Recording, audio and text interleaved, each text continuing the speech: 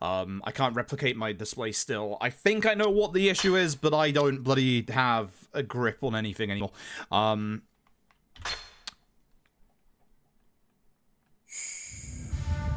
Words hard. No, I've forgotten. No, I've forgotten. No, Kenzan has one of the best intros of any RPG game. I'm not gonna lie, I love it. I love it a bit. It's so good. Like Kenzan itself is like, it's the weird one that not many people are gonna like play too much. But like, goddamn, it's good. Goddamn, it's good. Goddamn, it's good.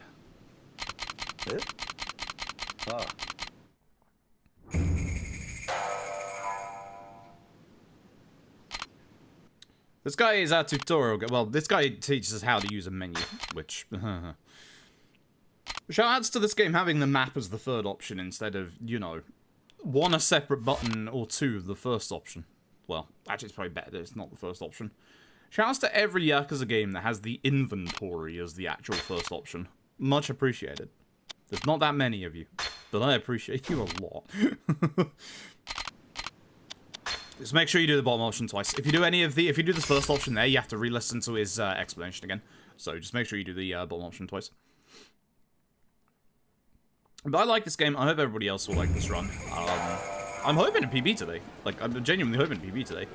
Whether that actually happens or not is another question. Oh, right. You're supposed to dodge this man, actually. I just realized. Oops. I forgot you can actually, like, avoid this guy. Oh, my bad. PB ruined. It's over. No, impossible to PB now, despite being 20 minutes behind. Ugh. Like, you can get his hitbox quite early if you can get the right angle at the front there, but unfortunately I didn't get the right angle, so I decided to walk around instead of mess about too much. It's a shame. I might need to find a time to open my window at some point, because it is actually quite stuffy today. I got decent like 6 hours sleep before bloomin' stomach problems decided to rear their head again. I've been having stomach problems again the past like day or two. Where are you? I walk around. Whoosh. It's the usual, you know, fixed camera angles, changing old game problem where you keep running into the same bloody direction, etc. If you're wondering, we come back to do the tutorial afterwards. Route-wise, this just does it a bit more optimized, because we come back to this shrine and then we basically go down to the bottom of the town again. So. And this is Ebisu, where we'll actually be coming here later on in the run to specifically sell a silver plate for money. With Kenzan's run, we actually need a fair chunk of money, because we're going to be getting a specific sword that does a lot of damage, but requires money to use. So, yeah. Here, after one of the coin locker keys, or the equivalent of a coin locker key in Kenzan, which is this. And we're going to go open the coin locker down here. Because what we used to do back in the day, there used to be a sub-story to our left when we come out of this corridor here. Love this corridor, by the way, all the torii gates. But there used to be a sub-story that we used to do there that gave us a bunch of money, but it's just a bit too far out of the way, unfortunately. And there we go. And now we get into fight. Well, can I avoid the fight? Oh, it's not here yet. We have to do the other one first, huh? I thought the fight just came up when we did this one. Anyway, now we're like back over here and we can go and do this tutorial. Kenzan's tutorials suck. To put it bluntly. And Kenzan's tutorials they're awkward. They're a bit stiff as well. There's gonna be the usual tutorials you expect from these games early on PS3, and that don't make it good.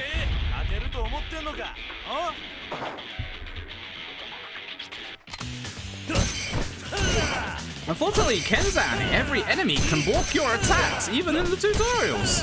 Thank you, friend.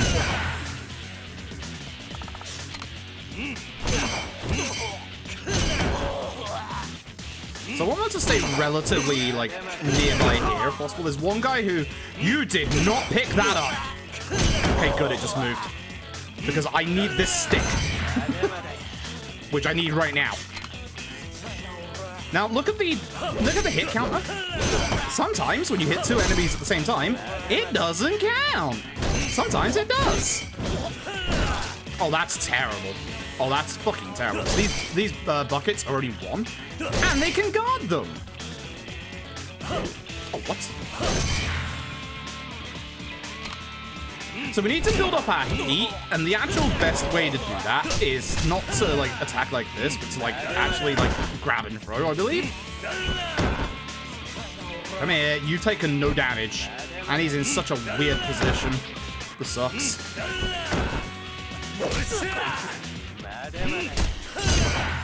Can I even do the heat attacks over here? I don't think I can. I can here. Come here, come here, come here, come here. There's a little rigidness in, as you can see, Kenzan's movement. Ideally, I'll get everybody here for a heat attack. The other guy is far away, and I hope that's the guy I've been hitting really hard. And now we finished tutorial. Hopefully everyone's at 1 HP, because again, much like the other, like, Yakuza 3 tutorial, you should hopefully have, yeah, all the damage that you accumulate before the tutorial adds up, and the HP bars should be nothing. Should. If you've managed to spread out, obviously, the damage. But you can see there that with the hand-to-hand style, there's a little bit of rigidness to Miyamoto Musashi's movement. So it's not quite as easy as just being all like, you know, oh, just like point in direction, press circle to grab the guy. You have to wait a tiny little bit to kind of like move your movement around. That's why Kenzan is a bit weird to play at first, because like there is a little bit of movement stuff that you do have to be a little careful with. It's a little bit better when you use like the sword styles, but it's still, you know, excuse me, it's still, yeah. So for this tutorial, we need to get those gourds off the enemies because they count as items.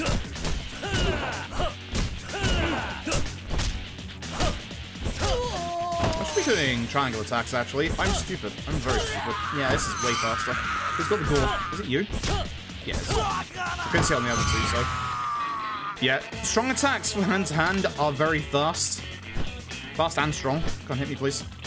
The usual guard the enemy hits tutorial. Good luck, pray for that move. If you don't get it. My light's going again, folks. If you are prone to slight flashing, please don't look at the webcam. One more hit, please. I don't care who. Thank you. Now we do, obviously, fighting stance. Then we do backstep. I want to hit the wall for the backstepping. Is this the one where we only do one backstep instead of two because it takes, like, longer to recover? I think it is in this game. Yeah, because you don't want to... Yeah. And strong attacks.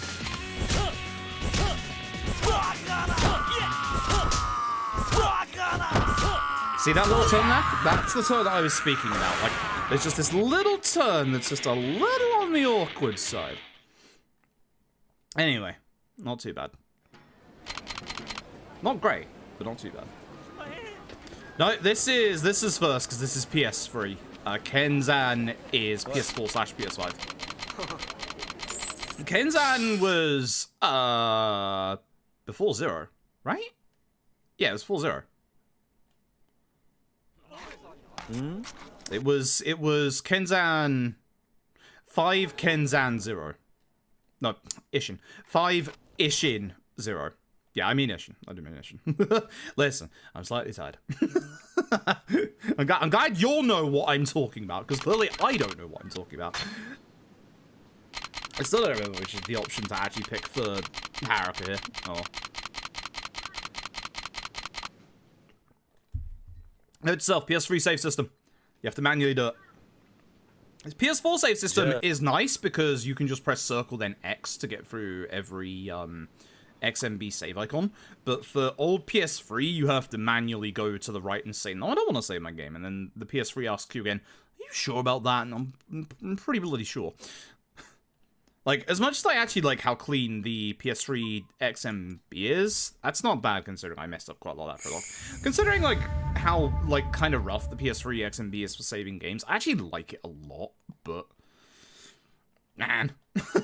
Just the whole save thing on PS3 sucks. Also, the file system where you have to have, like, double the size of the game to actually install the game sucks as well. If you're installing from, like, PSN. But hopefully everybody is doing well today, hopefully. I mean, I've had 6 hours sleep. I can't complain, I've had a decent amount of sleep. So for this tutorial, we're going to be getting our sword out, and putting it away, and getting our sword out, and putting it away, and getting our sword out, and putting it away, and getting our sword out, and putting it away. Would you believe what we do for a 5th time? Surprising. Everyone's impressed. Sugoi. Sugoi. To be fair, actually taking out your katana is actually very important. Like, we joke about this, but actually, you know, good swordsmanship. Like, it is actually genuinely important. Sugoi. Light attacks. You have to do the full combo. I think I need to move at the start of that combo. I should probably just, like, actually combo. Sugoi.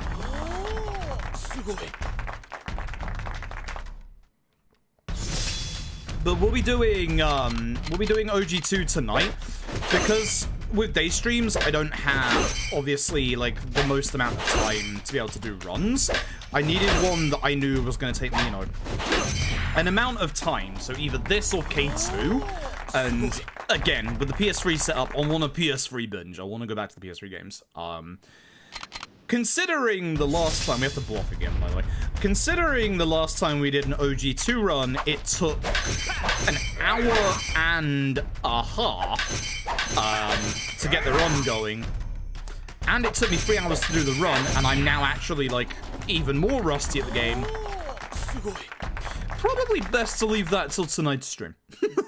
Because, for those who weren't here earlier for the explanation, with OG2's runs, you need a specific flame spawn to turn up, which is a random chance, you can probably guess, and you need a specific drop from said fight spawn. You have to really kick 10 times? It was only 5. You have to kick 10 times. Put your gun up. Thank you.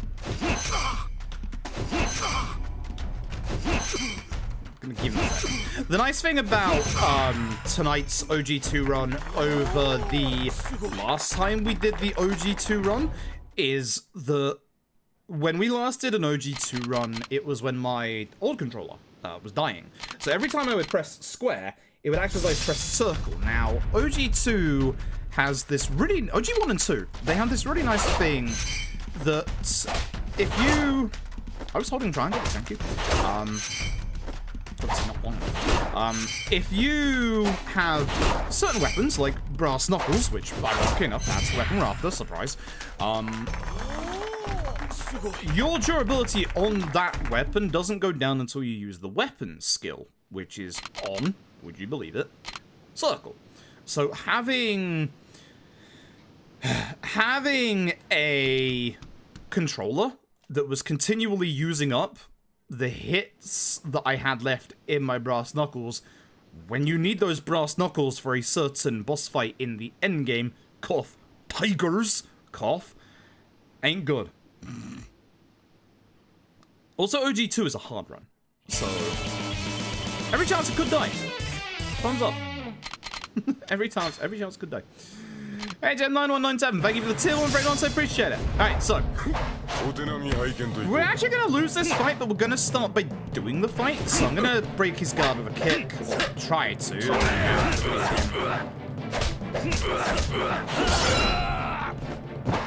I probably shouldn't, like, knock him to the ground. But once you get rid of his yellow HP, he actually gets, like, really aggressive.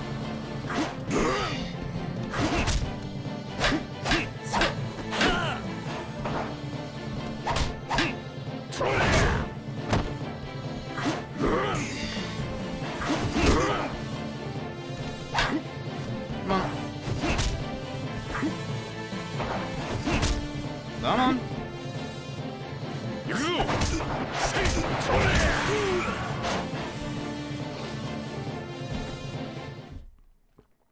I'm just gonna have a drink. I'm just going to have a drink. This is the perfect time.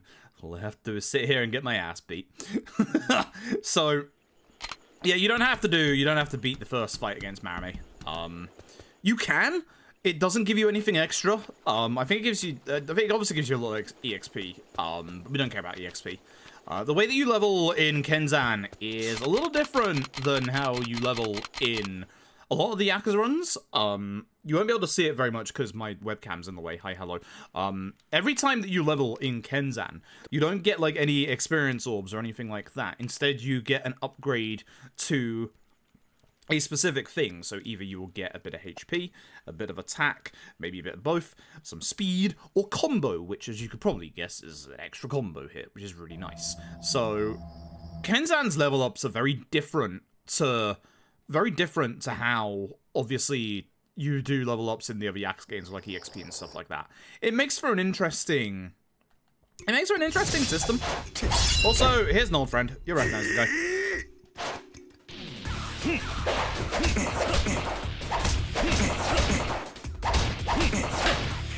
Oh, it's going so well until the end there, my dude. So well until the end there, my dude.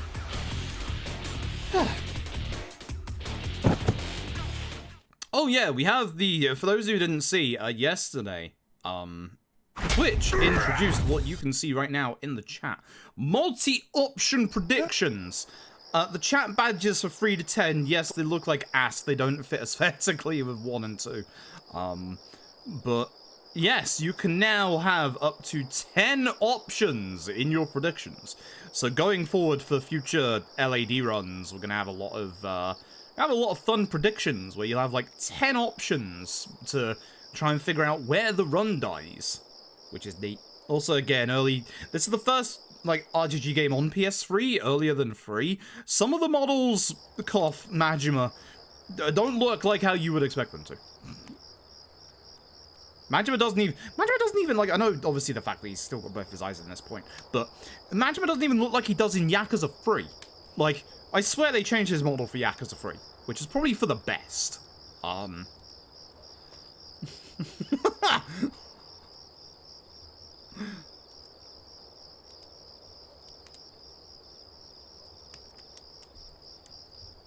See, I can't see what options are on the poll, but like you can see the badges in chat. It's a bit, they're weird.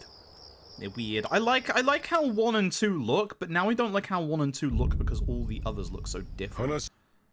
It's so weird. I don't like it. I do like having more options though. I do appreciate that. I was asking for that for a very long time.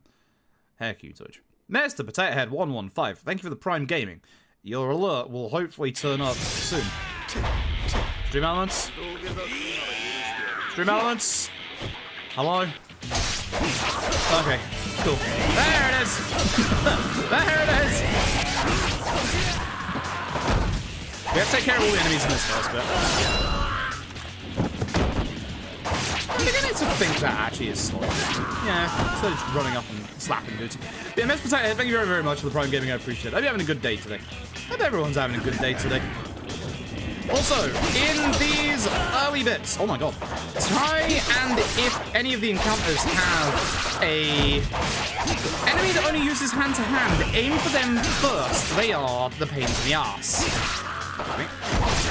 Also, this game has a lot of blood. Like, surprisingly.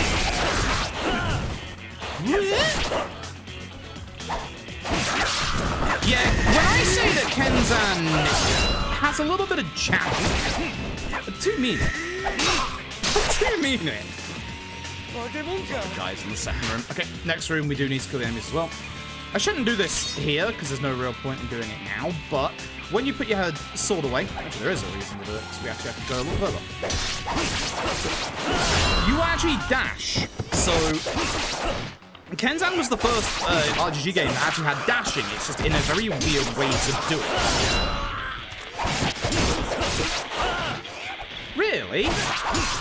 Kenzan? Kenzan? Really?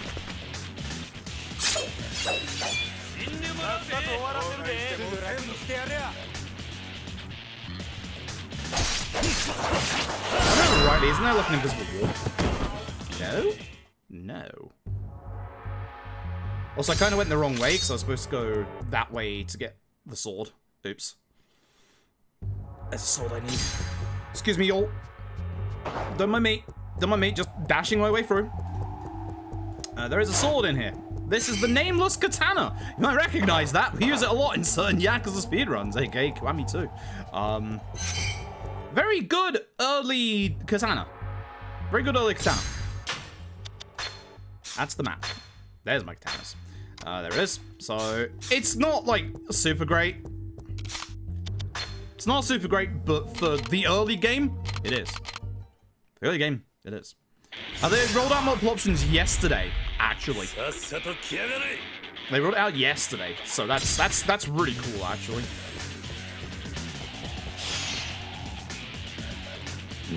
And you get your usual QTEs. They're actually really hard to see in this game, in my opinion. Any enemy that does the sword sheath like that, they are about to fuck you up.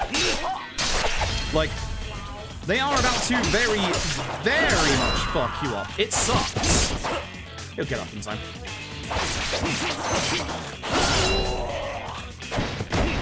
Ah, it's okay. Up you get. Come on, the other guy should get.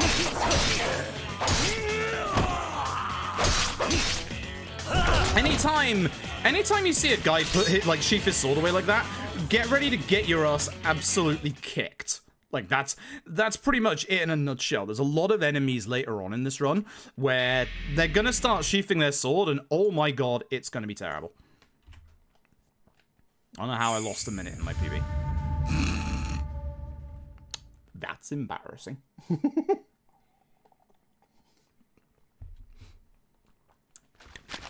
Also not murder. No, this is Miyamoto Musashi. This is not Kiryu, and yes, he murders. He very much murders. There's a lot of blood. Also, for this bit, run outside and then run back in again. On face, I don't have to go that far out, but I always do just in case. Okay. Also, if you ever do a run of this, taps notes are really good. There's 1 or 2 missing taxis at the start of chapter 9 just to be aware of from the notes. But otherwise, taps notes for this run are absolutely fantastic. There's a fight coming up in a second. Taps notes for this fight are, this fight sucks. It does. it does. It really does. You'll see. You'll see. It's coming up after this cutscene. It does. There's no easy way to say it. No, it does.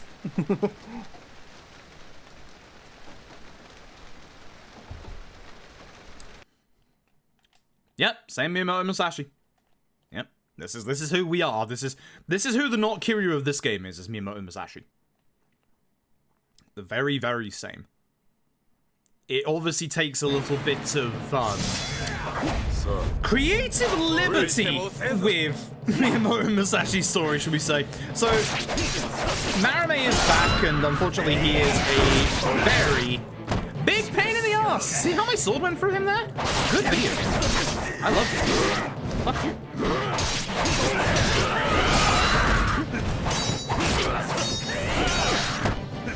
Good job, Majima. What are you doing?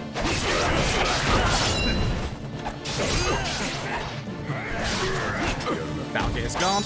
That will get his card, he says. This fight sucks. I'd like to heat attack him, because then he will die. Man is dead. Thank God. Man is also dead. Thank God. I don't need to pick this up. I'm picking it up.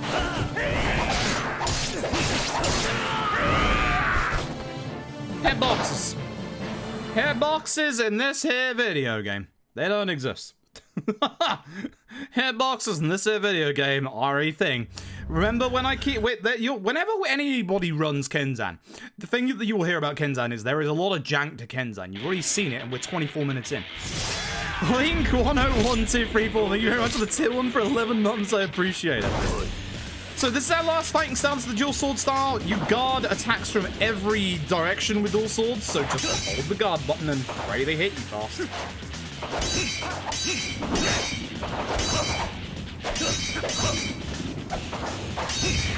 Now we have to do attacks. For this one, don't hold lock on because sometimes that makes it not work.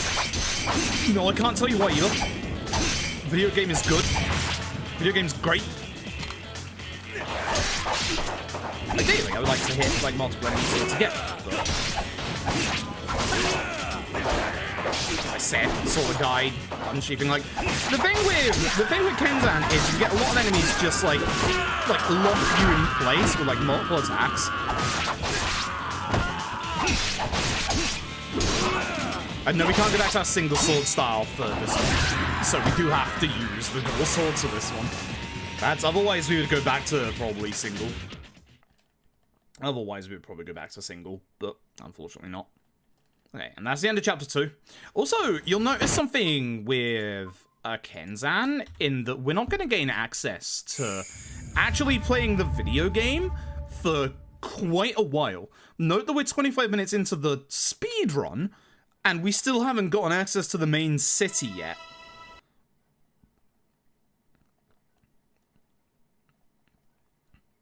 Yeah, we don't use the dual swords during run. Unsurprisingly, much like Ishin, the single sword style is the strong one. Like, so for the bridge fight, we actually kind of want to stay on the bridge if possible. Again, anytime brings out the dual swords, I will be going back to single. Good.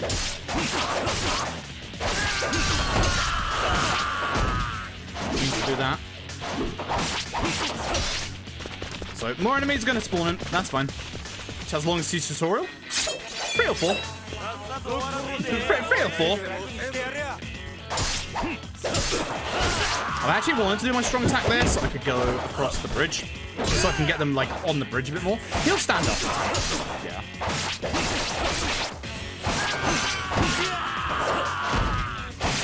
Okay, I just comboed up.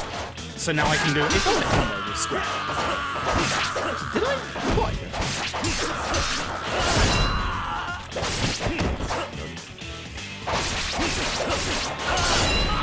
You can also see that unlike certain Yakuza games that came after this one, cough free, you can actually hit enemies as they're going to ground as well.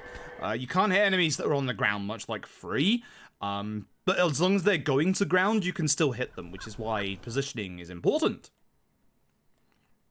Is tedious tutorial doing the speedrun? I mean, the first one that came to mind was free, so probably free. There's certain tutorials that are tedious, but not because of the tutorial, like, content themselves. To which point I would point towards either 0 or K1. Mostly K1, because K1's problem for the tutorial isn't the tutorial itself. K1's problem is that you get 2 tutorials, which the very first one is really finicky to get right because it's down to enemy positioning and which way they go. But after you've done the first 2 tutorials for K1, you have to go get the ring back, which takes like 4 minutes. And you don't do anything else in that time. So if your run dies after that, you have to then go back to the beginning and get the ring back again. So K1's tutorial itself is actually fine. It's just that everything after K1's tutorial takes so long to do that if you have a bad tutorial, it's worth resetting over and over, and it sucks. In terms of actual tutorial content, free. Free.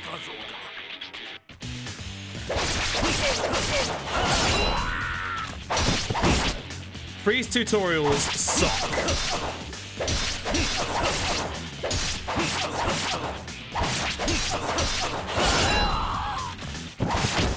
See, I knew that would kill.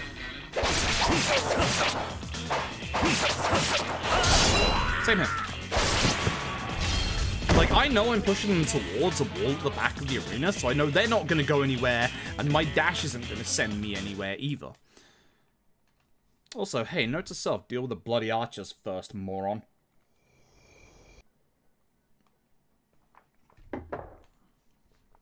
Downloading the game while doing a ring would help a lot, yeah. For those who don't know, the reason why Get the Ring Back is in K1 is because of the PS4's infrastructure. So, because the PS4 allows you to, like, preload a part of the game and then play, like, a certain part of the game, so, like, Chapter 1 in K1, or, like, the first, like, part of Chapter 1 in Yakuza 6, for example, that's the reason Get the Ring Back is actually in the game. the lead localizer and producer Scott Strikeart mentioned that during a charity stream. Thanks for that, PS4. Love you dearly for that, you piece of shit. For this fight, very, very quick and easy, kick. Now look at what archers can do in this video game. They can run and shoot at the same time. Isn't that wonderful? Please kick the enemy. We don't have our sword here, so it's kicking time. Getting knocked to the ground is bad. You lose a lot of time. Surprise! I should just take care of the main guy first, because he's a big pain.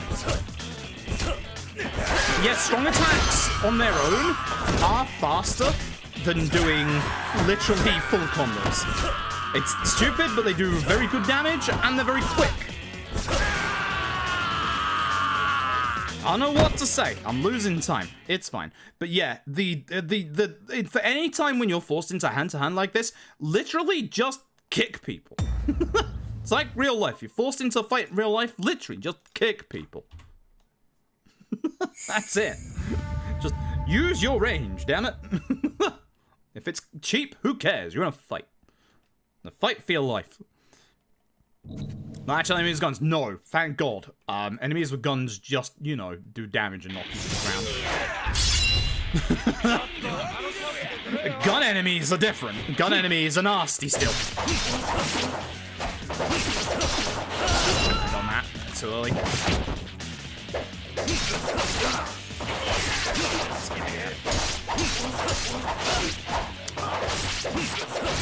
I actually don't mind him doing that because that actually resets my position. I'm stuck on his body! Hitboxes and ragdolls in the Kenzan, baby!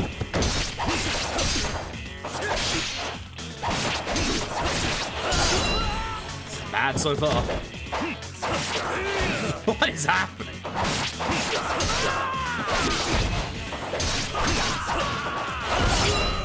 Shouldn't have done that one. I'm gonna heat attack this guy. The nice thing is, obviously, your essence of finishing in this game is very fast. It's your typical, you know, heat attack with a sword that you would come to expect on an enemy that's on the floor. It's very fast. It's very nice. I hate this fight. I think out of, like, the first 4 chapters, I think I actually hate this fight the most, just because, like, there's so many enemies here in this fight that are aggressive. Like, it sucks.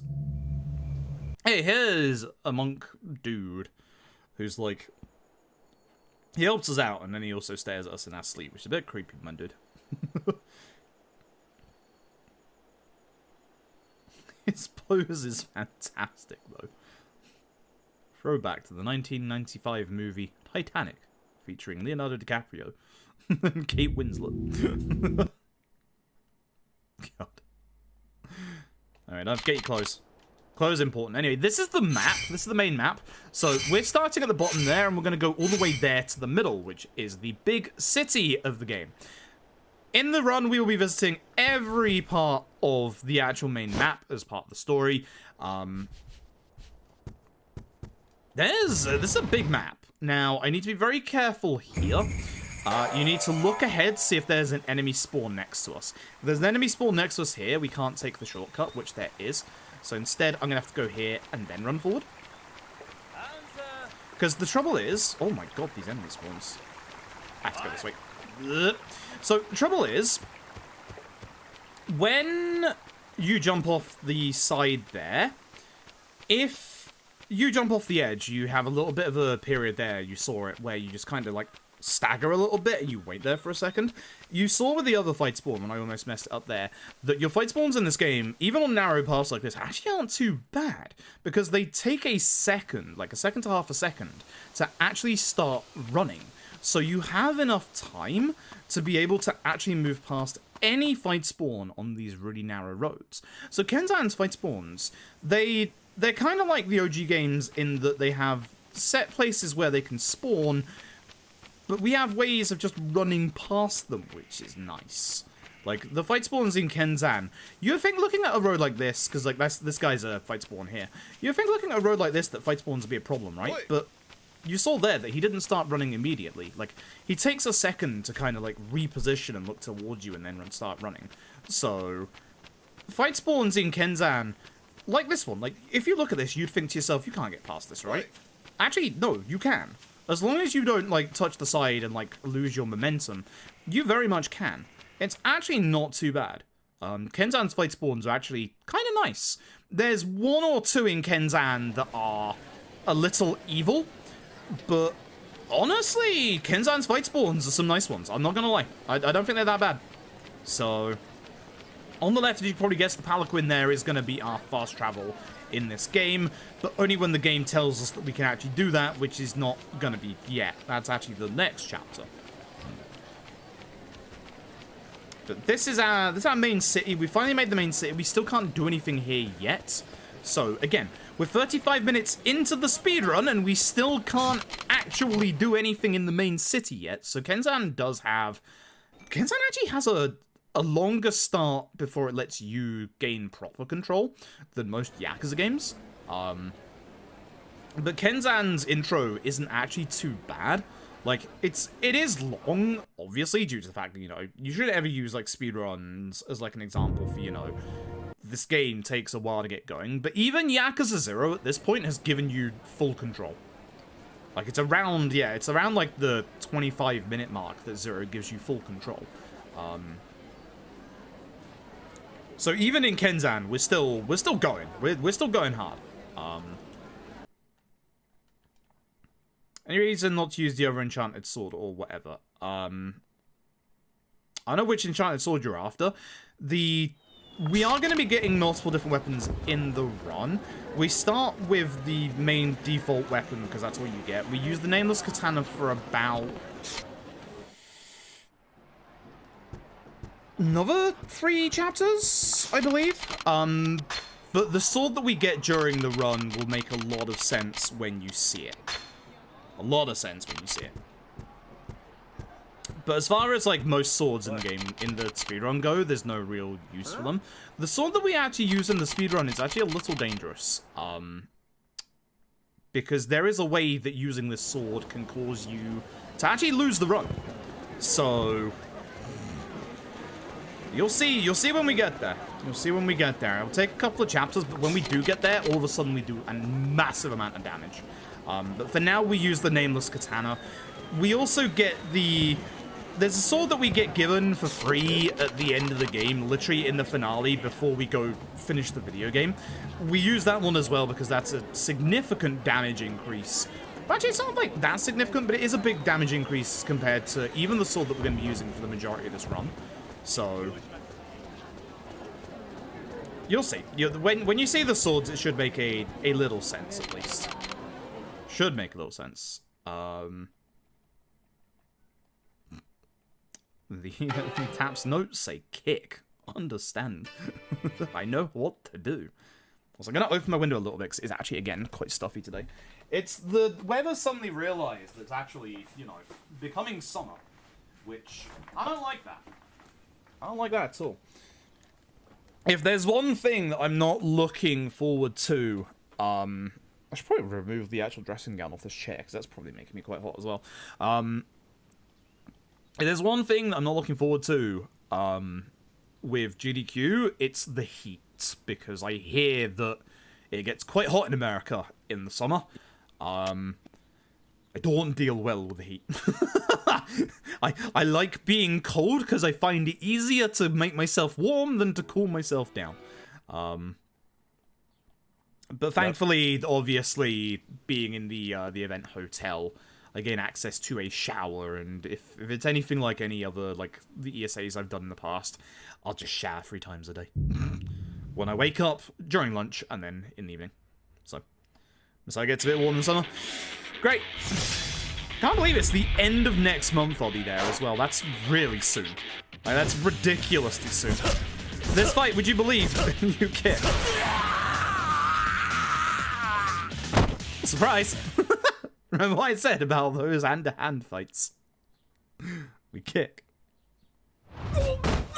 We kick. Simple as. Also, I'm getting stomach problems already, and there is no point in this run where I can go and sort my stomach out, which is a bad thing. So, I'm worried. I'm worried. Anyway, this is our house now. Yes, LAD got accepted for SGDQ. Which that reminds me, I need to... Because GDQ wants us all to upload, obviously, our proof of vaccination as well. I need to figure out, because the, I'm fairly certain it should have. I've done a bit of research on this. The cards that we get from the NHS, I'm fairly certain those work as proof of vaccination, but I need to double check to see if they work as proof of vaccination for getting into the US. Because the nice thing is, we're on in the UK, we're on a list of places where... I saved almost 2 minutes. What? What? How fucking shit was my run? What? How the fuck did I just save 2 minutes? Huh? Uh-huh? What? Okay, I don't... I'm not gonna complain. I'd say if it's internationally. Oh, that's a good idea. I should check actually then. But yeah, to gain access to the US, you don't need a visa if you're from certain countries. UK is included in that. What you do need is a e-passport, which is an electronic passport, but it's actually a physical passport with a chip inside of it. Thankfully, mine is like that. Your passport needs to not run out within 6 months of... Don't worry, I'm ignoring the waypoint on purpose. You need a passport that lasts at least 6 months after the last day that you're going to be in the country, which... Yikes. Kind of got lucky with that one. My passport runs out next year. Kind of forgot about that.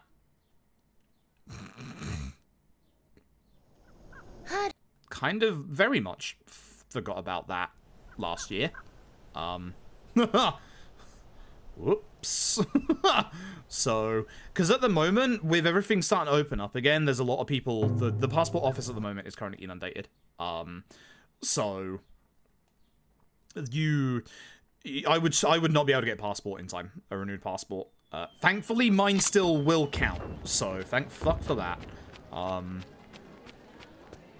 And yeah, other than that, I just need to book flights at this point. To get a new one, it'd only cost like, probably like 60 quid. It wouldn't cost that much. But again, I wouldn't be able to get it in time at the moment with how inundated the passport office is. It literally would just be, I would not be able to get a passport in time. So...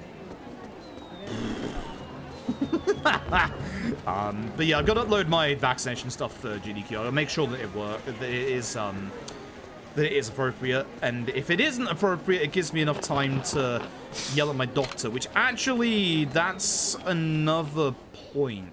I gotta yell at my doctor. I gotta yell at my doctor and see about my legs and flying.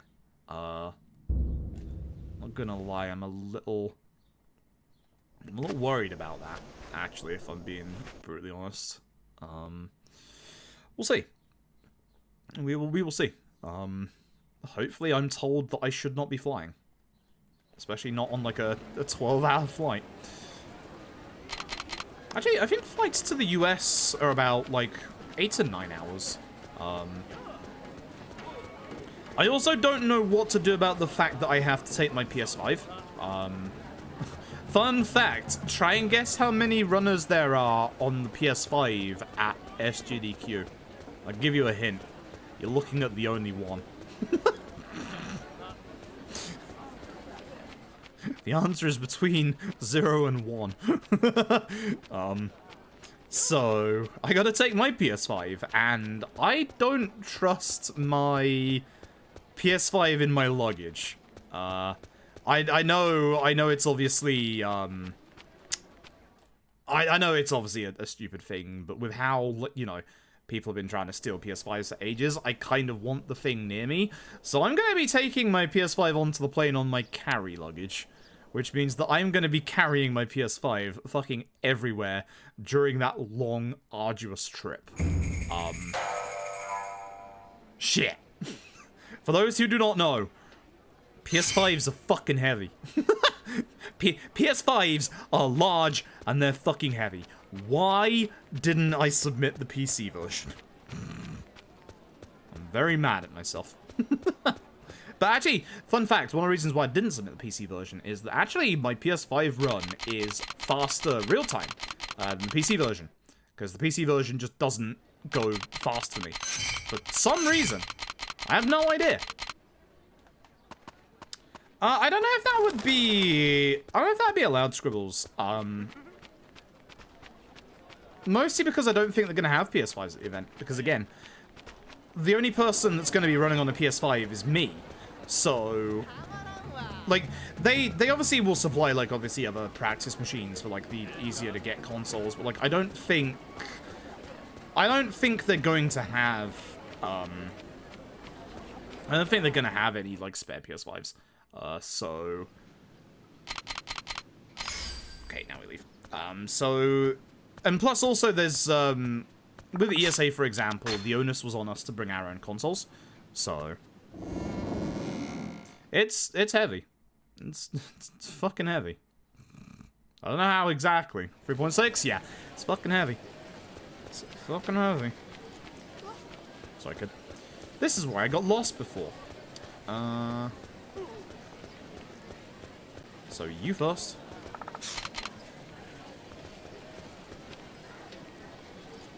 Don't speak to Soup Guy. You.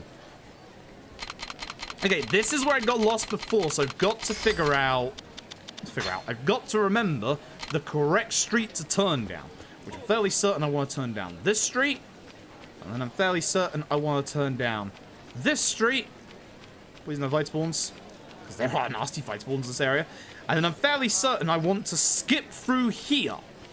This will at least stop me getting into fight spawns. This is like the equivalent of Don Quixote. I went the wrong way. Fuck. Every time. Hello, shopkeep. Don't mind me. Just browsing. Nice wares you got here. I might pick up a lacquerware bowl later on. No, I'm not going to. And then go left. Nope, this is it. No, this is the fight. Okay, cool. Good. Perfect. Hey, GK, you're doing well. I don't have a plug adapter yet. I could easily get one from Amazon. The guy with the pole needs to go away because he is nasty. I have combo.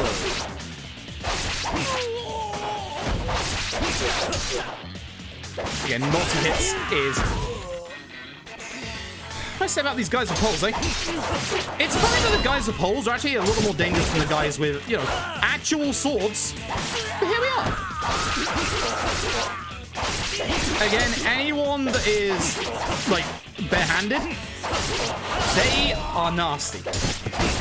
Nice. I was hoping that would do well, considering I missed one of my hits.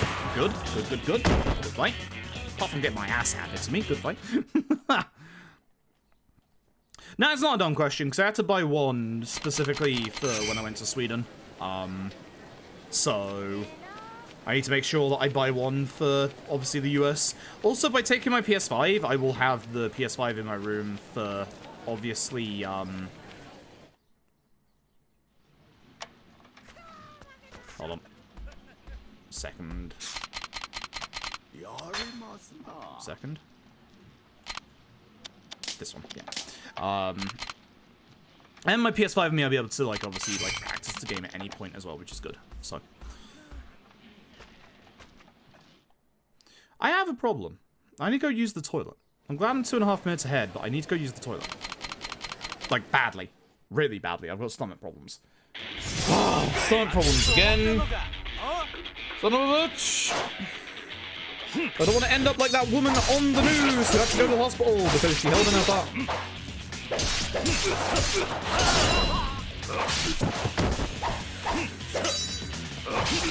Fuck you!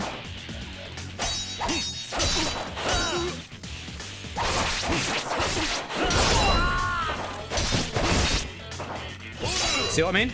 Anytime you see an enemy shoot their sword like that, just do that. And heat attack the guy because he's a pain in the ass.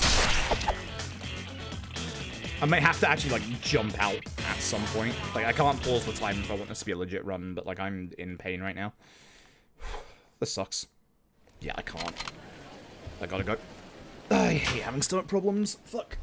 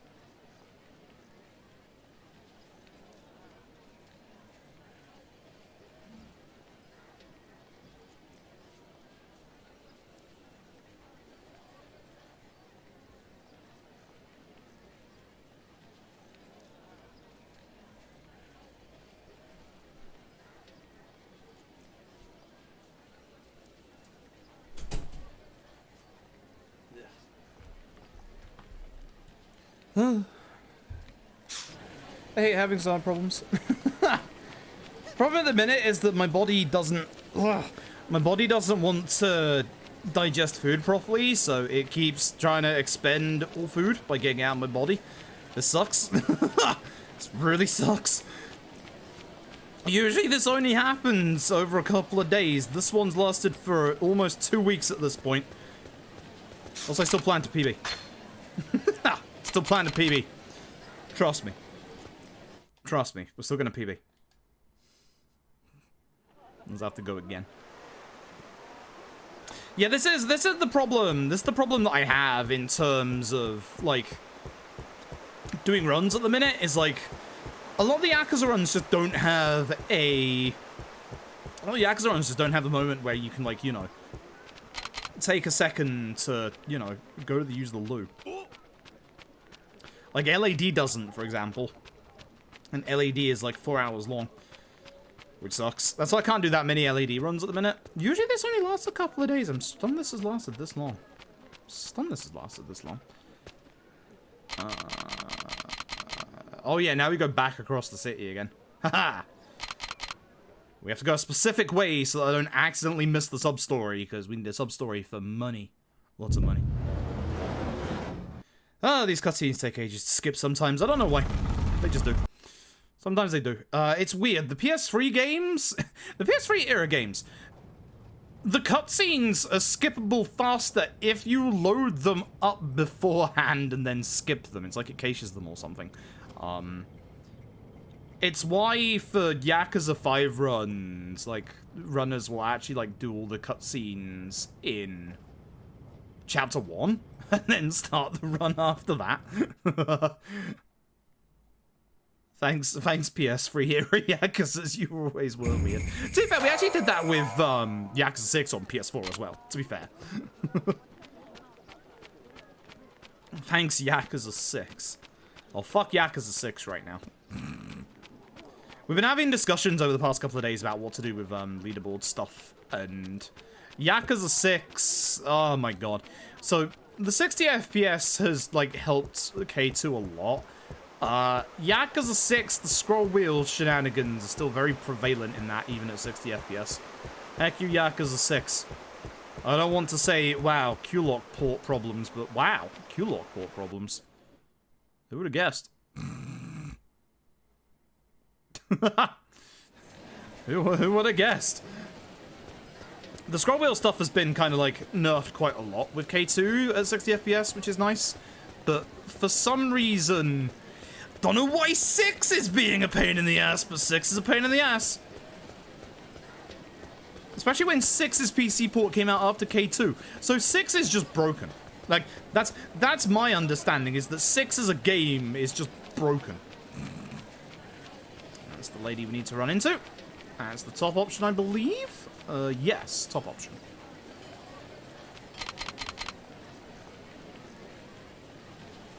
So if we say the top option, this guy, we actually get given a bunch of money, which is very important. It's actually very, very important. Money is exceptionally tight in this run, for reasons you'll see. And then we're going to walk past this guy, who's one of the most important NPCs in the video game. Oh, wow. Wow. Top option. Okay, so he's gonna give us our last weapon. So.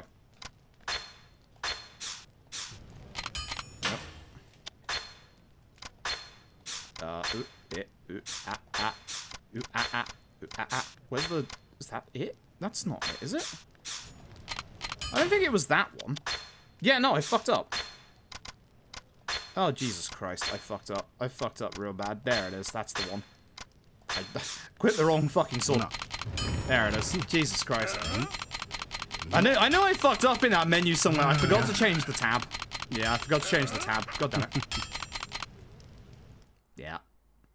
Yeah, I messed up because I did the reason why I messed up there is I didn't unequip the previous heavy weapon I had. So here's gun enemies, but more importantly, here's the great sword. This is our final style, where you use a big two-handed weapon. Now, ideally, we don't want multiple enemies to attack at the same time here, because that will actually cancel out their attacks. We'll move forward a little bit, because... Actually, I shouldn't have done, because now they're going to back away. These enemies are going to be a pain in the ass in this tutorial. Oi. Alright, now. I'm hoping they'll get together. You don't actually want to finish the entirety of this combo. If you do, they'll fall down to the ground.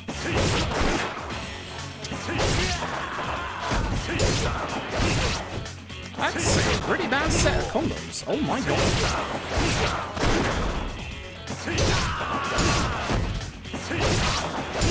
You have to use this. As you can probably guess, you have to use this. Ow!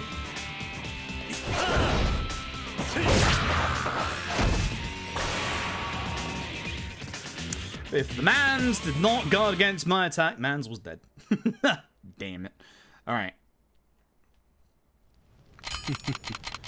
And there we go. We get given a free great sword by this blacksmith. This blacksmith's going to be our best friend later on as well. He's going to give us a really, really good sword in the finale. Thanks, my dude. Anyway, we're off. The palanquins will also become available in this chapter. Don't worry about it. We have to go do a set piece first. So. That's it. Breaks in chapter complete screens out any kind of penalty due to the way it's timed. Yeah, I mean, the thing is, like... This is something that we've lamented for quite a while. The in-game time that the Yakuza games have that's gone back all the way to like OG 1 and 2. The problem is that they just don't work. They are not fair and they don't work. It sucks. I was a bit worried about that one, considering it was looking at me, but I risked it. I kind of need to risk it, considering, you know, the fact that I had to take a big break in the middle of this chapter. I'm still planning PB. Trust me. Trust me. Alright, so this is going to be our next big set piece. I was going to say our first big set piece. Our first big set piece is going to be so,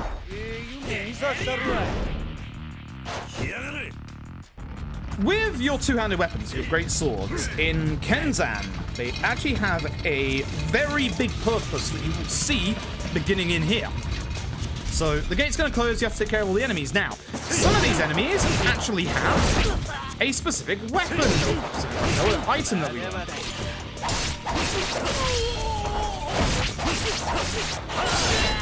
I'm hoping everyone stays together, because then I can just use sword.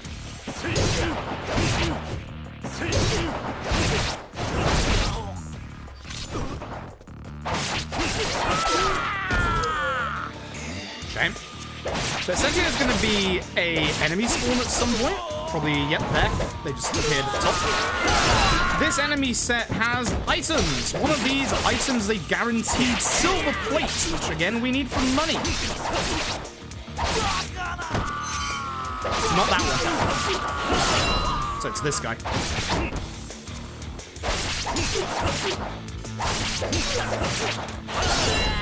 Somehow not the... Oh, this guy. I didn't realize this guy was higher up.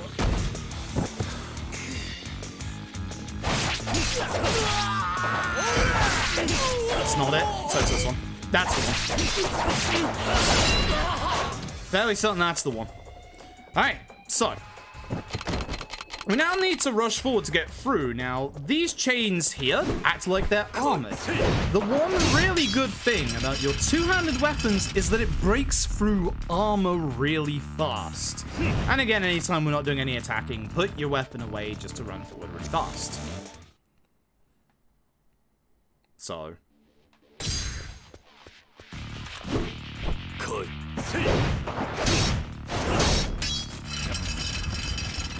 Also, even though I'm not joining in on the conversation, I do want to say I appreciate the conversation about jazz in the chat right now. Jazz is a very good form of music. I'm not into it as much as I should be. For a multitude of reasons, unfortunately. One of my ambitions when I was a teenager was to learn the saxophone, and unfortunately, I did not learn the saxophone. And unfortunately, it has haunted me ever since. So I should be more into jazz, but I am not. I am upset about it. This one sucks to try and break. I should have brought my sword out a bit closer because then it would have hit. You kind of want to go a little bit left and right here so that you don't get hit by an arrow. I'm going to very cheekily go down here because as you'll see, there's a club here. This club, as you could probably guess, is better than the great sword. Surprise! So we'll be using that in a bit. Ah, this bit. Okay, so... be very careful not to jump down here. You can jump down here and fall all the way to the bottom of this place. But you'll see that you're supposed to go up here and break these chains to stop these giant fiery boulders from hitting you. I don't know how that lad can hold on to that fiery boulder like that, but you've got some impressive arm strength, my friend. I don't know how you have not burnt your arm. So, ideally, do not go near the other side and just avoid balls. I probably didn't need to dodge that, but I got scared. Ow. Balls do damage, who knows? I do not want to be anywhere near the edge. I should be near the edge just to dodge those two. This one. I wonder if I could guard with my bare fists. Maybe I could. I might be in a spot of bother for the next boss.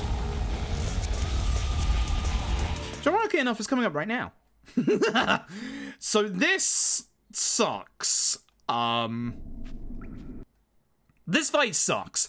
There's a mid-fight QTE. We are hoping just to essentially stun lock him. Also very loud for some reason.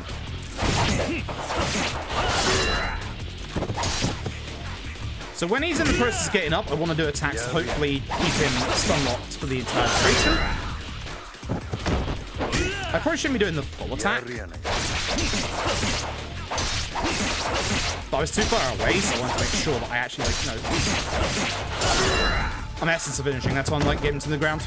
So the reason why I did the combo before was because I wanted to make sure that he would stay down on the ground and stun locked. Because if you don't keep him stun locked, he will do some very long QTEs. So...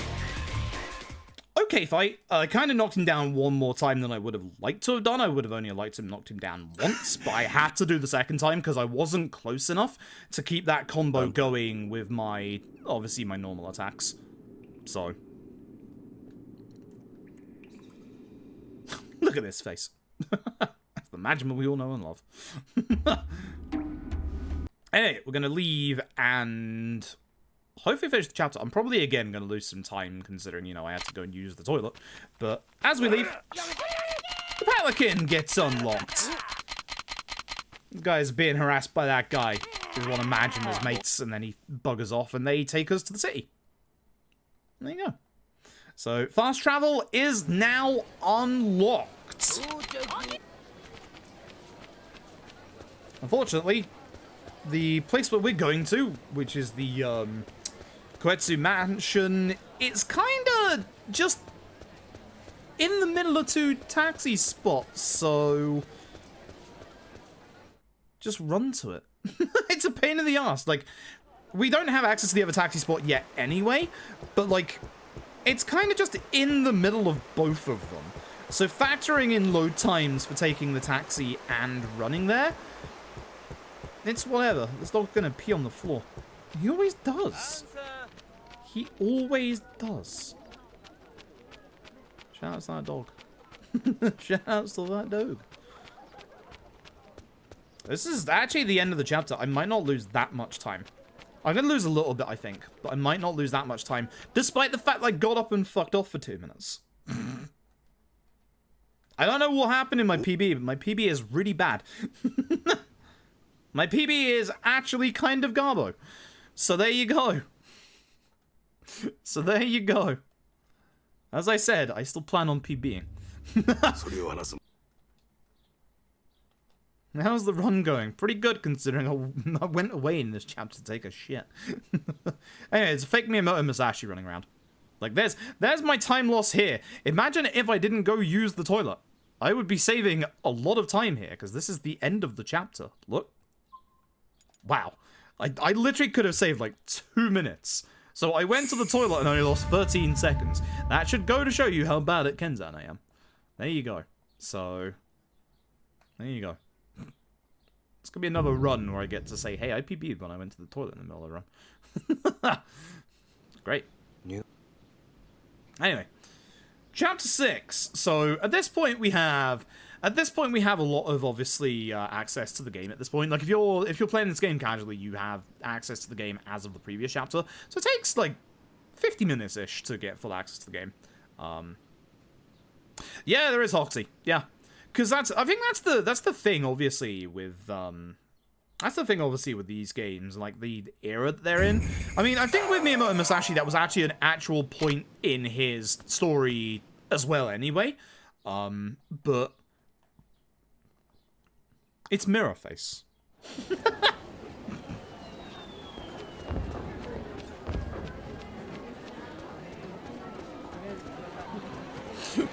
Never want to utter those words ever again. I never want to utter those words ever again. It would be nice if I remembered which the kanji for sale was when I get to the shop here. Because I have been doing the wrong option the entire time. Taps notes don't say which one it is. Quickly do it. No. I should know with my bloody kanji learning that I was doing last year. I should know which the kanji for sale is. I know the kanji for buy is. This is the first two, actually. So we're here. We're going to sell our silver plate. You can tell which one it is because obviously it's the one that's 10,000. Again, we need that money. It is very important we build up as much money as we can. Actually, for this chapter, ironically enough for this chapter, in this chapter we are going to get our strong sword. Yeah, third option is sell, because buy is the first two options. I did not want to change the camera there, I got too close. I hate walking that way just because of the camera change. Like, it's always going to mess you up in some way. OG2 tonight, by the way, is going to be a train wreck, just to let you know.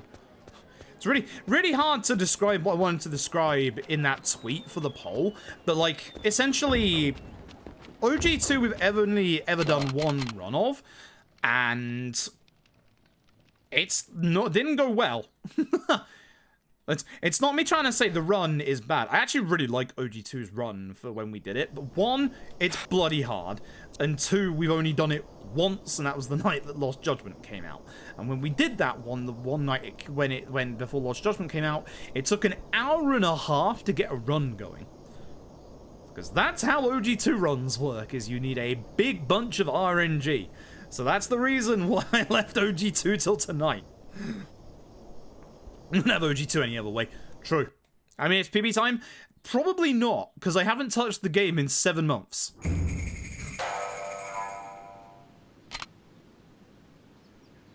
That's it. I'm going that way. Okay.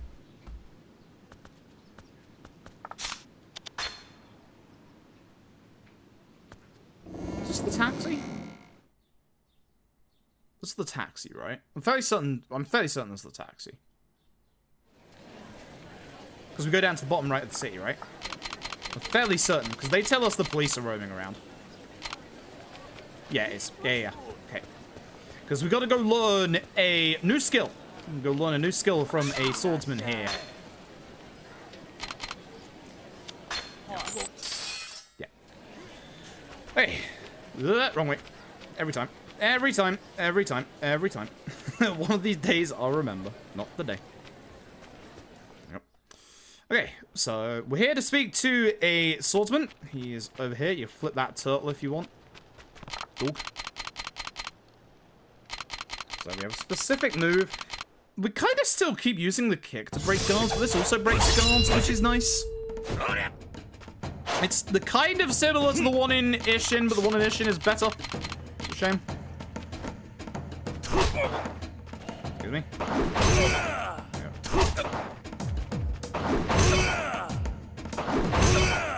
For some reason, that was not working for a second there. I do not know why. Very weird. Alright. Thanks, Dominator. I appreciate it. We're doing it alright, despite the fact that I went for a bathroom break as well. It's going pretty good. Doggo's gonna try and follow us. I'm sorry, Doggo. You can't come with us. I wish you could. Anyway. We're gonna go taxi back to the start of the map, which thankfully is just mash X. It's a very nice taxi, this one. Taxi system in Kenzan is actually not too bad. Taxi system in Kenzan actually isn't too bad at all, which is nice. Like, there's pretty much taxis everywhere. The only place there aren't taxis is the upper part of town, which would help a lot. But it's not too bad of a run, because it's like half the size of this place, which is nice. I care not about you, my dude. Bottom option twice. Leave me alone.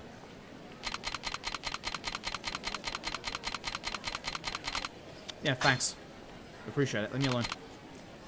He's eating like ramen or something like that. Okay. I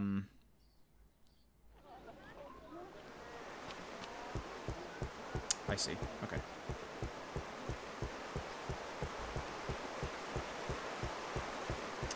Yeah, fight spawn's that guy ahead of us in the orange to fight spawn, but if I go to the right, we're fine. See, that's what I was saying, is that, like, Kenzan's fight spawns are very easy to see and differentiate between who they are, and you have plenty of space to get past them. Kenzan's fight spawns are actually really nice. Really, really nice. By the magistrate, can you? I believe any instance of the police, like, give you, like, a game over or, like, a slap on the wrist. I can't remember. Anyway, you can see we're unlocking more places to go to on the map. We're actually going to head to one of those places now, the one that just unlocked. Now, on the way, we want to do something very specific. The quickest way to get there would be to taxi, so we're going to taxi from the dojo over here. And fight spawn on the way, which is nice. Very nice, actually. Okay, it's... yeah, I know which one that is.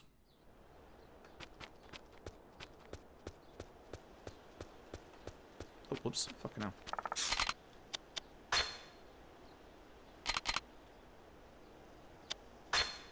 Yeah.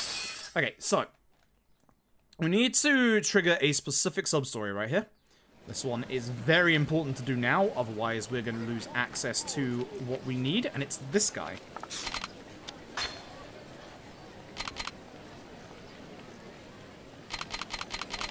So, we're going to do the top option twice. This is going to start up a sub-story for later. This is very, very important. It's going to give us access in this chapter to an exceptionally good sword.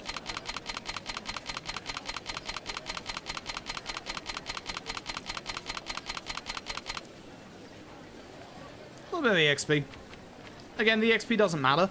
The more important thing is that unlocks the next in that chain of... sub-stories, which is what we want. And we need to go buy a dango.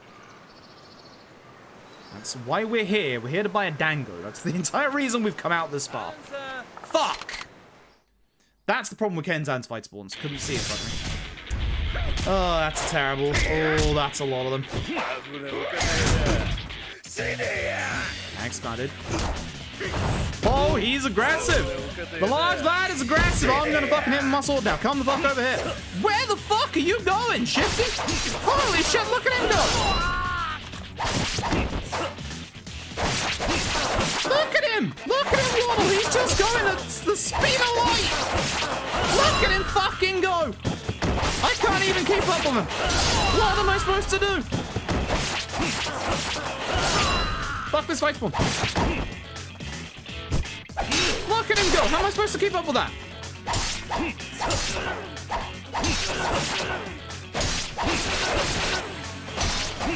Couldn't there be an invisible wall here so I can keep attacking him? Thank you!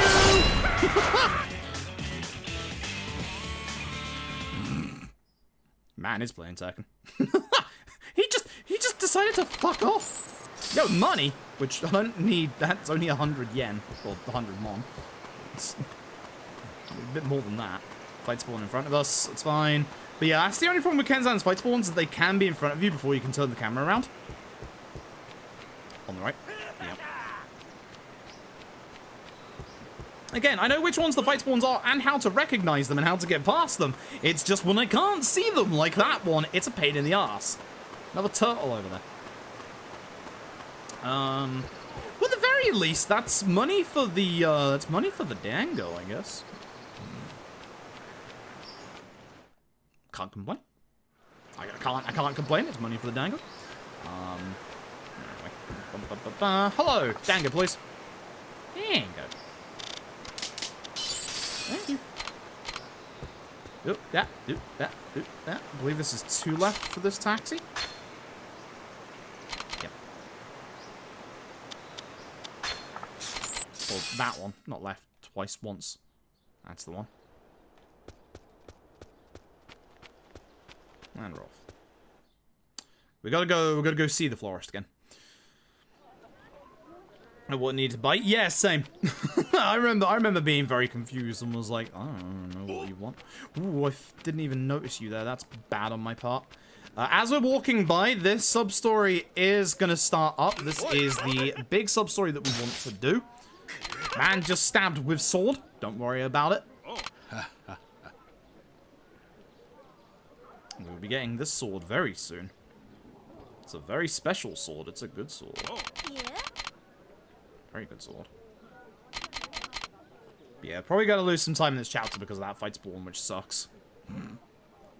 Imagine losing time to the fastest crab walker you've ever seen in your life and going to the toilet. Good speedrun. But Kenzan is not too hard of a run to do fight spawnless. Second option, we gotta do 1 round of training with the florist. So this bit, you can't really go that much faster in. Everything's gonna spawn in specific areas. We should know which way to go for said spawns. Maybe everything only takes 1 hit to go down. See, you still need good movement. There are bits coming up where there are gonna be obstacles, which is a pain in the ass. Here in the next one, I believe. But you have to take care of all of the targets, obviously. Top, left, down. And then the obstacle's gonna appear. Start on the right. So these spears are gonna block you off. Occasionally they're gonna go down again, as long as we're in the right place at the right time. We can just deal with most of them. I didn't take care of that one. I forgot which order this was. Never mind, I'm losing time here. You can't lose time here. Yes, you can. Wait. Yeah. Make sure you wait for that one. I remember.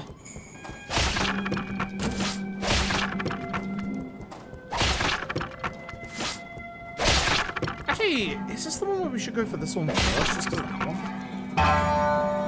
Not sure. Not sure. I'll see what tab does for that one. Anyway, that was a 111. I don't know how you get a 102 for that one.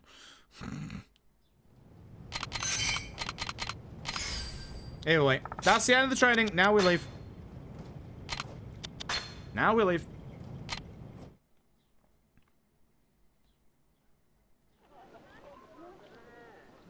Yeah, I agree with all the sentiments about how good-looking Kenzan is. Like, again, for those who don't know, like... Alright, left. We're going this way specifically because we want to finish off this sub-story. For those who don't know, as Loxy says, this is the first RPG game on PS3. Just look how vibrant and colourful it is. Like, it's really nice. If you remember the PS3 era and how many games were just, like, dull, drowned out, kind of grey and brown, etc., you know, very... not detailed. Kenzan's beautiful, especially if you consider like it's running at sub-resolution as well. There's my full combat. Really? Now, once again, there is a little bit of jank when it comes to Kenzan and hitting enemies.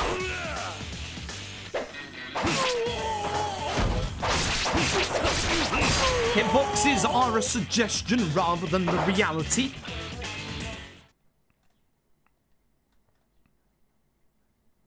Most people said that in regards to a couple of things, but mostly due to Deus Ex. It's a bit of a shame. I really like Deus Ex. Speaking of, hey, can we get a new Deus Ex now? Speaking of, we're going to equip our club, and more importantly, we're going to equip our new sword. So see how I got a massive damage increase there, all the way up to like 77? Here's the thing. Here's the thing. There's a gimmick behind this sword. We call it the money sword. Try and guess why we call it the money sword. Every single attack that we do is going to cost money. This is why this sword is dangerous for the run. If we mess up, we are going to run out of money. And there is one point where we usually run out of money if we run out of money. So, we need to be very careful. The nice thing is we don't use the money sword in this first fight. So, hoping first combo doesn't get guarded, but it probably will do. Okay. So, kick to break his guard.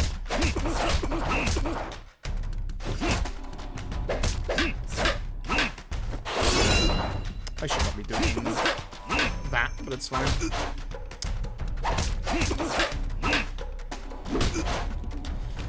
Him hitting me, I guess, also works, I suppose, but it's not good.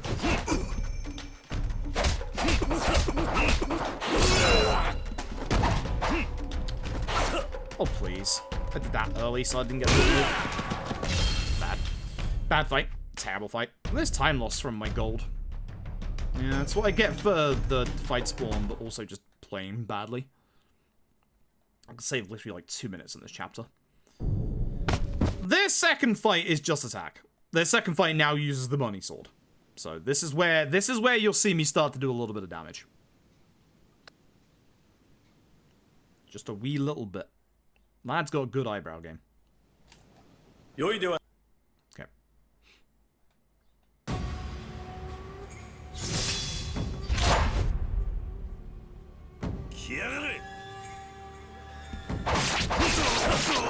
Oh, it's not the money sword yet, that's right. Shit.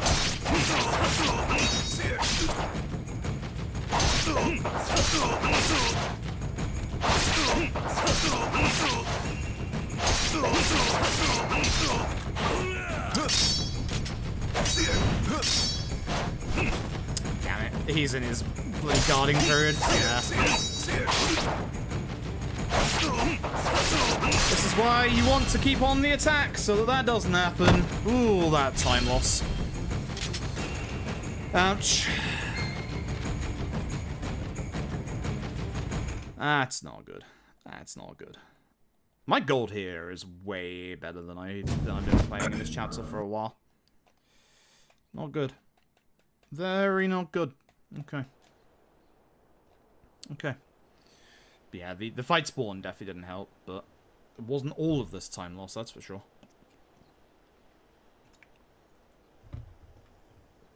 The water bottle leaking on my hand. Right, chapter 7. Now you'll actually get to see the money sword. I've been lying to you, but now you'll get to see it. Almost time loss. It's a shame. Yeah. The optional fight spawn definitely lost me time, but not this much time. Not compared to my god. So, not quite sure what happened there. Okay. Okay. Well, at least I know one chapter that has a lot of massive improvements in it. Either way. Chapter 7, we're going to start with a boss fight to begin with. This boss has multiple phases.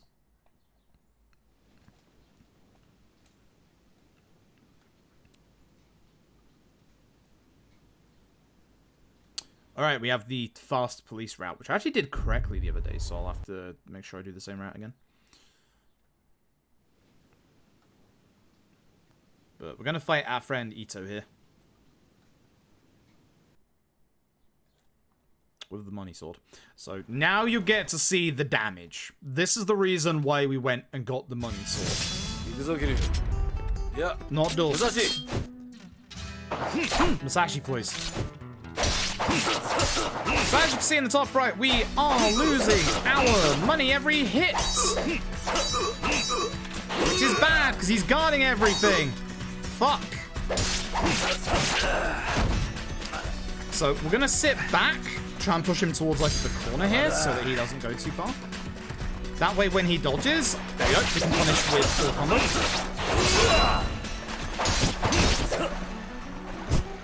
Didn't want to do an attack.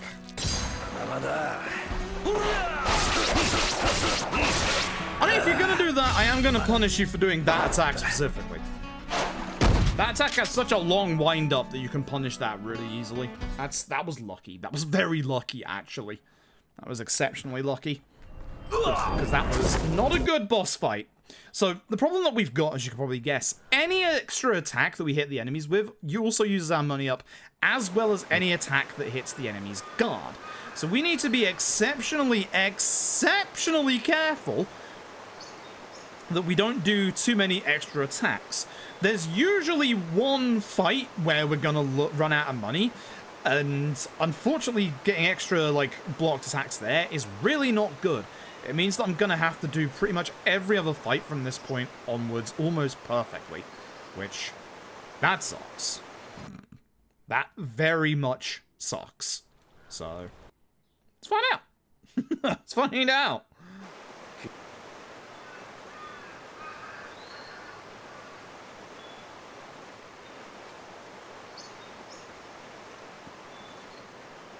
So this is the police one, isn't it? We've got a bit of back and forth that's going to happen here. There's not much that we can do here. I'm fairly certain the paladins are also disabled at this point. I'm very certain we can't take it when we have certain NPCs with us. So I will be running back. Oh yeah, this is the burning building set piece, isn't it? I actually quite like this set piece. The set piece is pretty good. The set piece is good fun. Please no fight spawns where I can't see them via the camera again, thanks. Should be able to go left here. Even if he turns, like, this way, yeah, we've got plenty of time. This guy's a pain.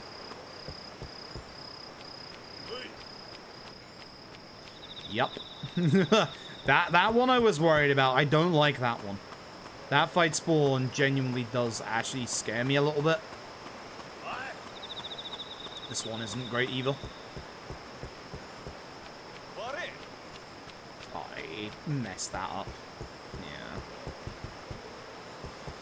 I didn't want to risk it. I could have snuck through to the left, I believe, but I didn't want to risk it. So I brought him back a little bit to get past him. That was a bit slow because of that, but I didn't get into the fight, so that's important. I am a little worried about that fight in particular.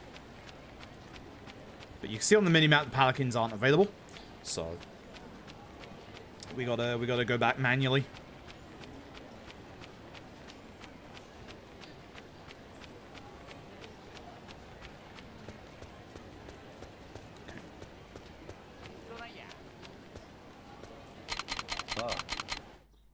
So, Ito's gonna go through the actual main door, and we're gonna go through our secret little entrance here.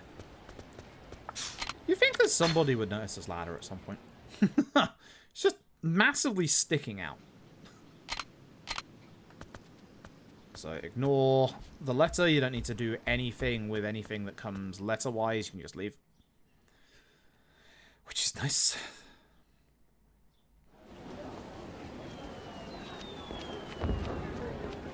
It's not the stealth bit just yet. That's coming up later.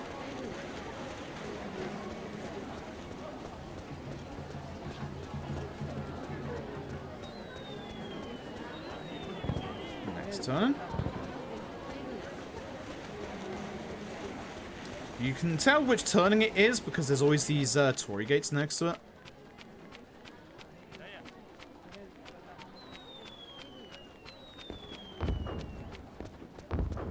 Also, this festival's been going on for days at this point. Everyone's having a real good time.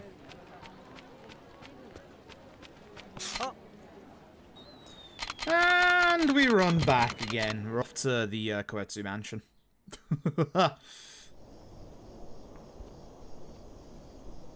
Here's not Haruka. Don't worry about her storyline.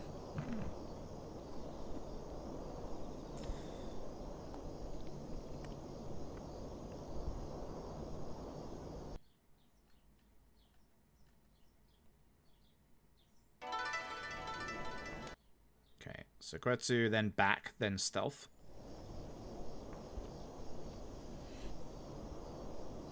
We have the burning building set piece, which is, again, a good fun set piece. I'm going to get lost. I somehow didn't the other day, which means I am today. The lore of the burning building set piece is that you get lost at least once every couple of runs, and this is probably the one that I get lost in. Which I'm very surprised the first run back I didn't get lost in, but at some point we're going to get lost. So again, for the Koetsu mansion, it's better just to run there. Like, both kind of taxi spots are very close, but factoring in the load times, it's just quicker to run there. Like, very barely. Plus, also, it stops us from losing money for the money sword, so... And you can also see we've got the big giant club on our back. It's much stronger than the great sword, and it also breaks armor quicker, I believe, which is very important. Will be very important coming up in the set piece of this chapter. That's one on the left.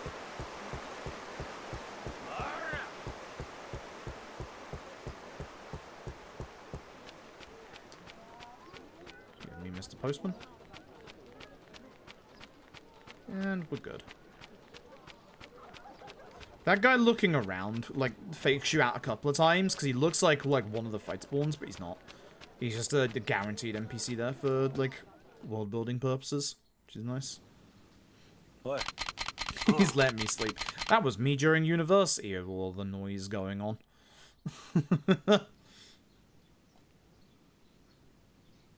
Okay.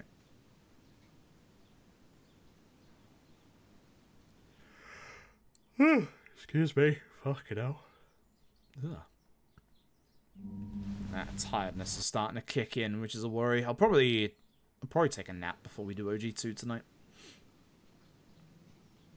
Probably definitely take a nap before we do OG2 tonight.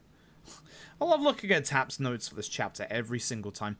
There's just... the last enemy of this chapter is just ninjas, and they're a pain in the ass. And Tap's notes for the ninjas are... they're ninjas. Yes, they are. They're a pain in the ass. They jump around, they dodge your attacks, they're a pain. I appreciate the detailed notes. Every time I just see they're ninjas, it's like, yeah, they are. They're a pain. I hate them. Much like the ones in K2. Much like the ones in... Well, actually, the ones in OG2 are all skippable. I'm fairly certain the vast majority in OG2 are skippable. God, it's been too long. We're gonna... This run tonight's gonna be awful. It's gonna be a train wreck. I should probably do OG1 instead, considering I know OG1's, like, run and route, and I've done it more than once, but... Also, I just want to do OG2, you know?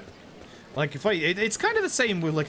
The weird thing is, like, I struggled to do LADs, I struggled to do LADs running at, like, the first time that I ever did it, because it was just kind of like, I just needed to get a run, like, out the door. Sometimes you just need to do a run just to say, okay, I've got my foot in the door, I know what to do, I know what to work on. Like, it's the same as I always say to anyone, your first run is not going to be a good run. Like, the vast majority of the time, unless you practice, like, so much before you do your first run is gonna have a lot of problems and mistakes that you're gonna be able to rectify for next time. Like, it's one of those things with speedrunning. Like, the more you do the run, the more you gain used to it and the more you'll remember it. It's like, I still play very badly in Kenzan. Like, I'm like 20 minutes behind tap, and already I've seen like 6 minutes worth of time save in this run. Hi! Especially if I go the wrong way!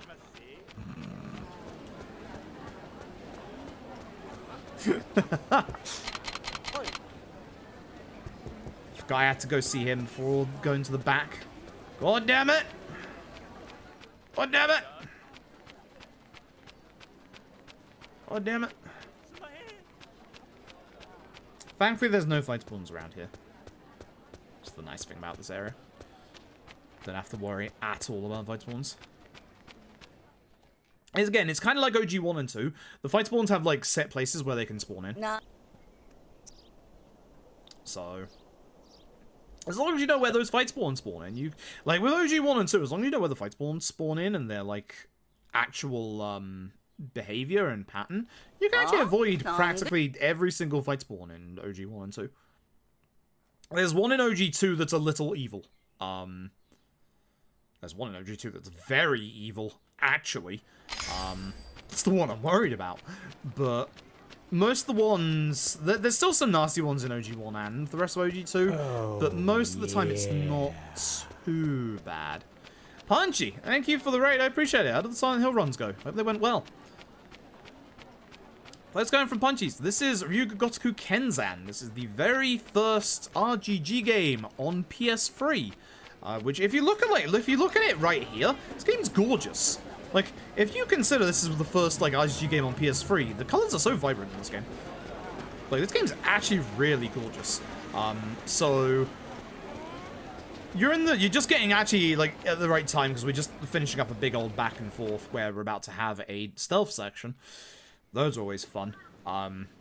We just got to avoid the police, because fuck the police. There you go.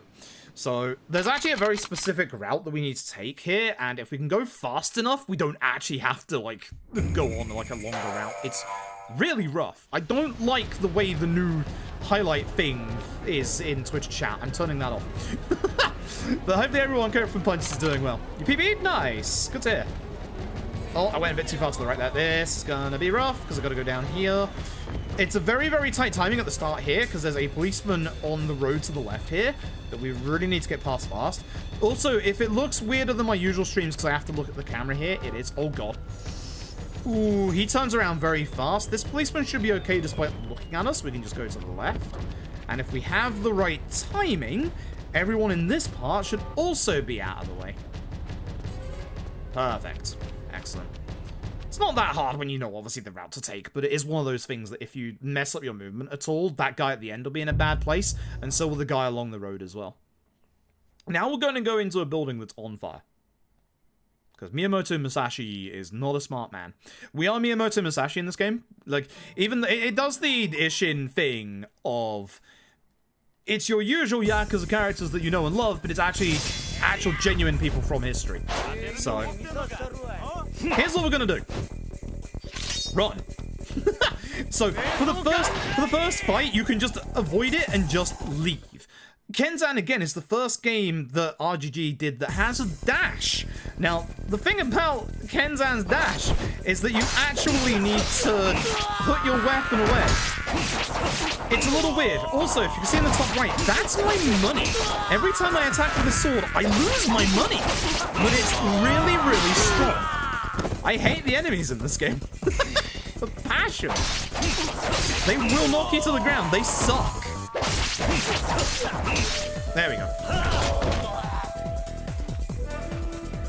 Okay. Once again, if there is an unarmed enemy, you aim for them first. Also fire. That's not how fire works. I hate this man. Get rid of him. Oh my god. Try not to hit extra hits when people are dead because that does use up money as well. And we are on an exceptionally tight money route because I already messed up one boss with a couple of extra hits. Okay, that should be good. Now is the point where I get confused and lose track of where I've got to go.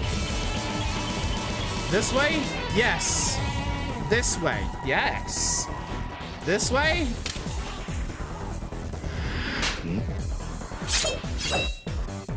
Yes?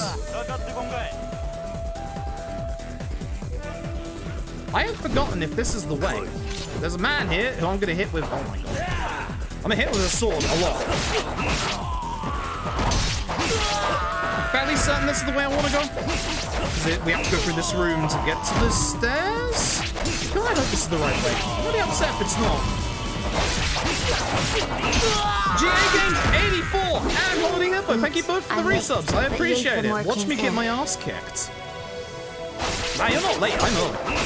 It's also very loud, this set piece, I just realized. I'm sorry. That's where we're going. So the game's going to show us like a way to go there. We don't want to go that way. But I do want to leave via this way. Now, this floor's the confusing floor. This is the dumb one. This is the stupid floor. Everything's on fire. Don't go in that room. Actually, do go in that room. Oh, that's right. Run forward. Don't go into any side rooms at this bit. Omega Innocence, thank you very much for the 100 bits. I appreciate it. All right, through this door. So again, anytime there's anything that has armor quotation marks, get out your two-handed thing next to it and you just break through. It's great. There's one side room we do not want to take here because it will lose us a bunch of time. There's also one fight in this place, if I can do right, it's going to save us a bunch of time. Oh, fire. Right, this way, right. Don't save the person burning alive, unfortunately. Right, very hard to see. If you look at the HP bar in the bottom right-hand side of the screen, you'll see that there is a big, long, white HP bar. This guy is an armored enemy. Kenzan deals with armored enemies a lot better than most Yakuza games. Man has a club as well. It's time to go to the club. It's club versus club. As long as we stay to the right here, we should avoid this.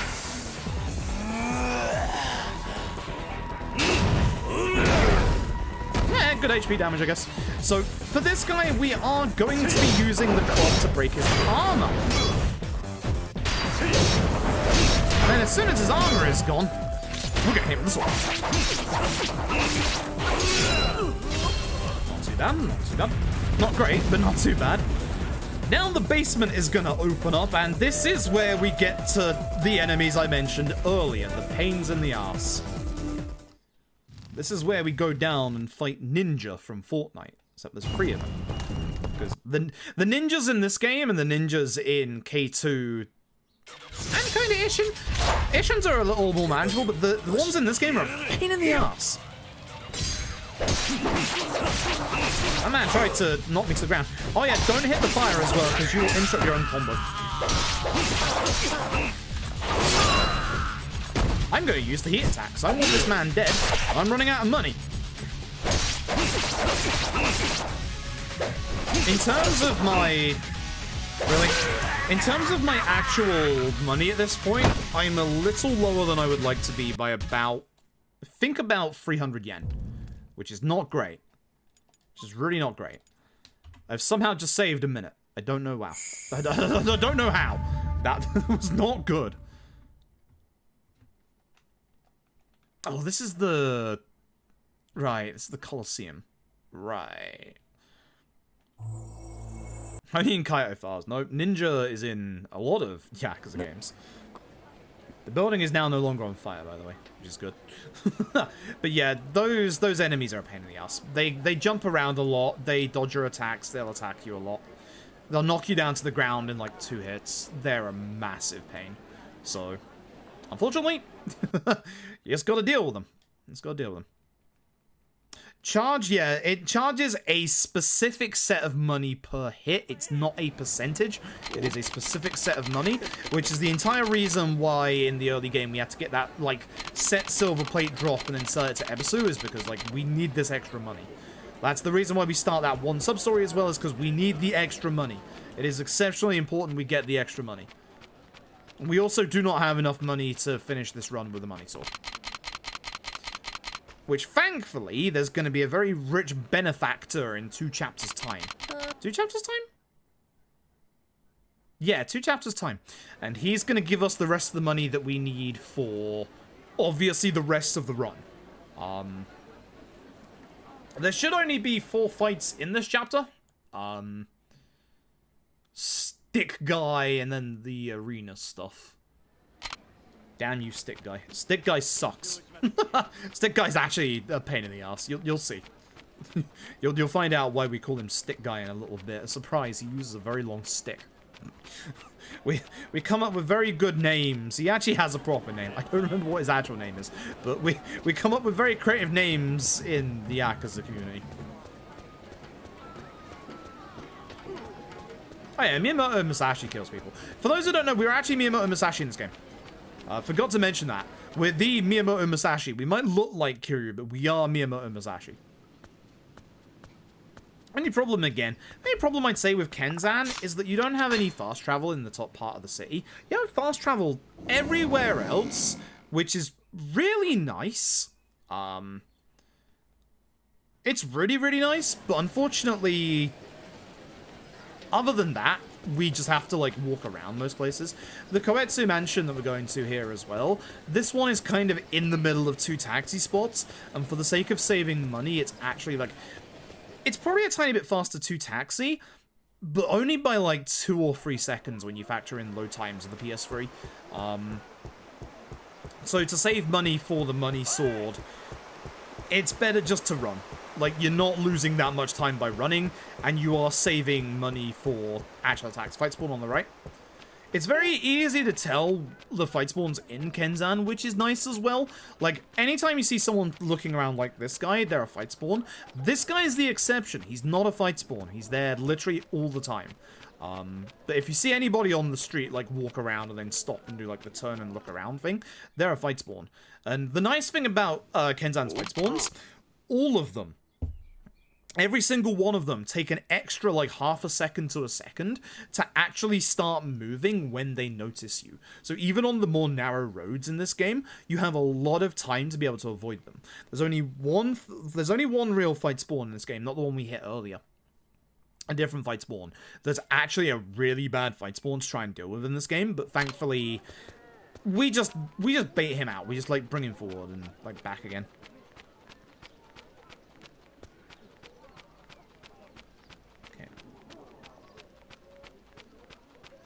Is this the taxi time? I think this is taxi time, and I've already missed the taxi opportunity because I should have gone to the dojo. I'm fairly certain this is the one that's on the other side. It's the tea house, I think. So I'm fairly certain this is the one that I wanted to taxi and forgot to taxi in last time as well. It's this chapter and the start of chapter 9's taxis that I forgot when we did the last run of this.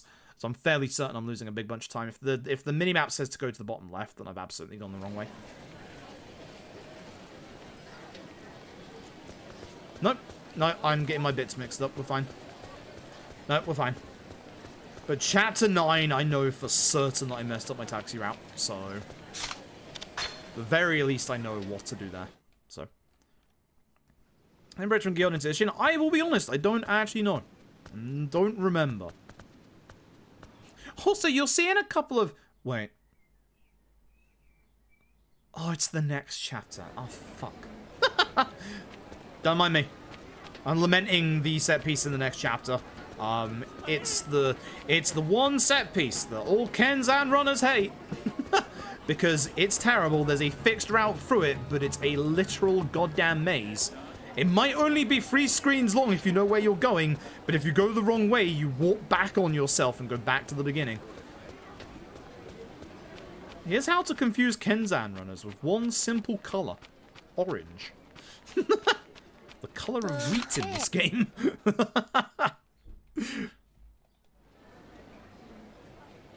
But yeah, Kenzan and Ishin aren't, like, directly connected. Outside of, obviously, the time period that they both take place in. It's kind of like the Yakuza games, and like, the world building is kind of the same, and, you know, there are certain things that, you know, hint, hint, this from this game, blah, blah, blah, is connected, but it's not, they're not connected in terms of you have to play Kenzan for Ishin. Kind of like you don't have to play, like, any of the previous Yakuza games for the LAD, but if you do, you get a little bit extra out of it. But you don't have to, you know? Kind of the same in that Yakuza 4 is... I forgot that was a fight spawn. Kind of the same in that, like, Yakuza 4 is a decent place to jump into, and Yakuza 5 is not. Thanks, Yakuza 5. Yakuza 6 is... Yakuza 6 is an okay place to, like, actually jump into as well, but... Still wouldn't recommend it, but... It's one of those things that it's like, you know, if it's free on PS Plus and it's your first Yakuza game, you could go far, far worse. Go way, way worse. I don't know why the florist is sat in my house. We're going that way. So, no, wrong way.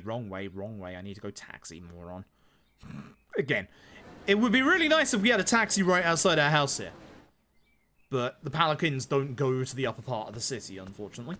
So we do have to go and use them down in this part of the city. Thankfully, there is one. For some reason, this hitbox is so stupid because sometimes it'll be like halfway into the room, and sometimes like this, it'll be all the way there. I don't know if it's like bigger on the left or something, but for some reason that hitbox changes. It's really stupid.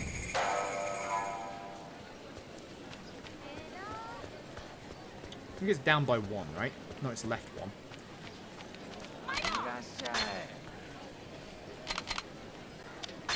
Yeah, we want to go back to the tea house that we bought the dango from earlier. We're gonna go enter into a tournament. Surprise, money sword good. Who knew that capitalism poured into a sword would make it stronger?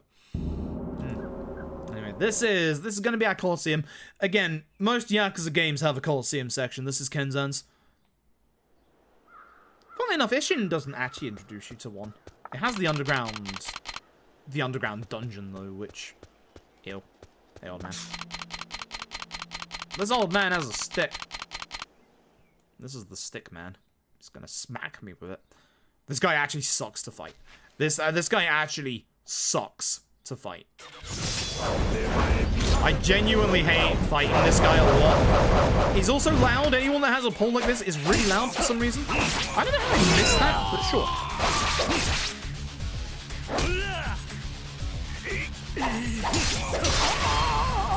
Not a great fight, but he didn't knock me on my ass, therefore I am taking that.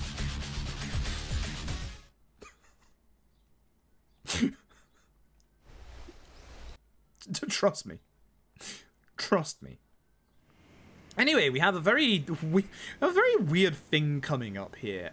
Again, for those who don't know, Ryu Ga Gotoku Kenzan actually predates Yakuza 3. So this was actually the first PS3 RPG game.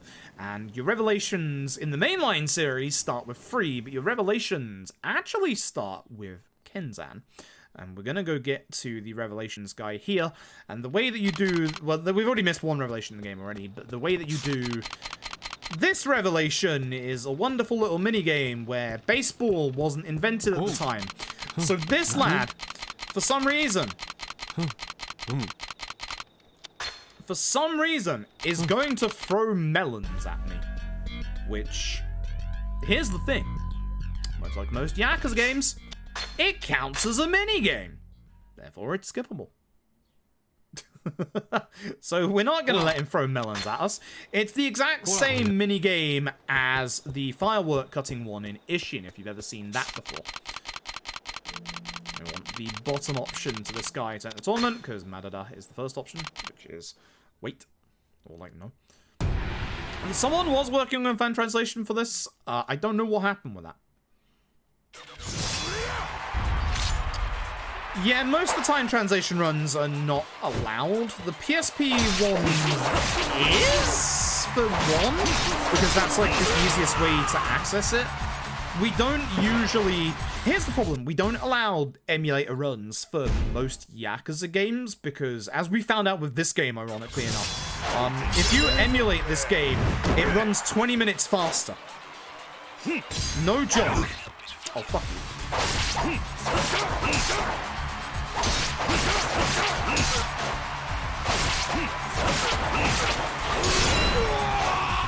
I do not like my money at this point. I really do not.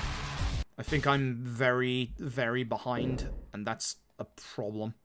And by behind, I mean I've spent too much. Stick guy's back. He's loud still. Actually, it's a different stick guy. He's quite loud still. Shut the fuck up.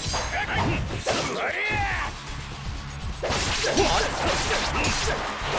I don't want to do that, but I have enough heat to stab this man, so I'm going to stab this man. That's bad.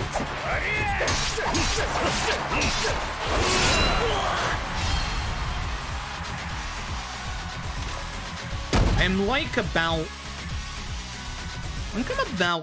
1,000 to about 1.2k off of the money that I would like at this point, which is a big amount if you think about it. That's potentially an entire combo. So I'm not too happy about how this is going right now.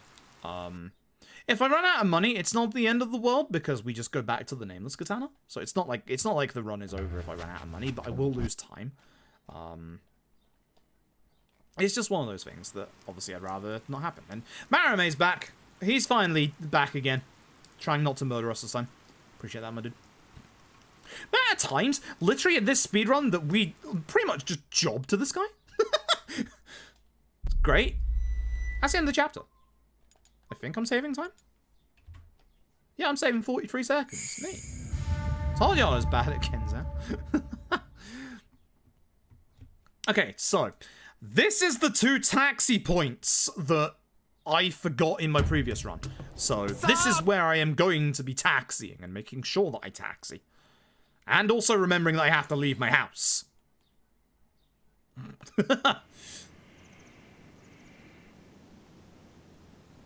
This case for Dead Souls? Yep. Yeah, which is a shame.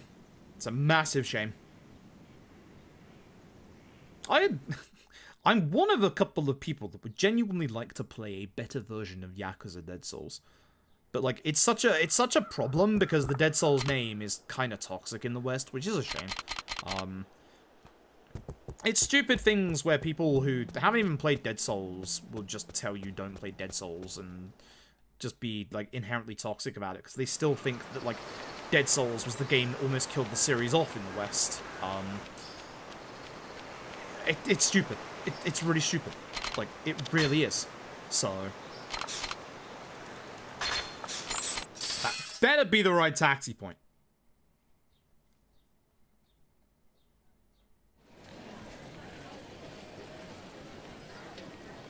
Huzzah, it is. That's the taxi I didn't do. Perfect. Perfect, perfect, perfect. Don't say no. Oh, also Kenzan, I've not mentioned this yet. Kenzan suffers from the problem of... I gotta step out my front door. Sometimes the confirmation trigger is the bottom option. Sometimes the confirmation trigger is the top option. RGG games love to do this back in the PS3 era, whereas these days, your confirmation options, in most of the modern RGG games are a specific one, either the top option or the bottom option, which is really nice, because you don't have to think too hard about it. Or sometimes left and right for some reason. Gonna add only the JP, only Yakuza games English. As good as it would be, this cutscene, or one of the characters in this cutscene is one of the big reasons as to why. Kenzan goes into the whole child courtesan thing, and, yep, the age ratings board would not like that. They would not in the slightest. It would not go down well in the West, so Ishin would be fine. Ishin is good. Also, Kenzan has a couple of other problems. Again, Kenzan is... It's not the oldest Yakuza game, with OG 1 and 2 coming before it. But, ironically enough, Kenzan has aged worse than OG 1 and 2 somehow. Like, somehow, Kenzan has aged worse than OG 1 and 2. Can't explain why to you, but it has. You've seen through this run a couple of my attacks just go through enemies and the likes. Kenzan is fun, but it is also very stiff in places.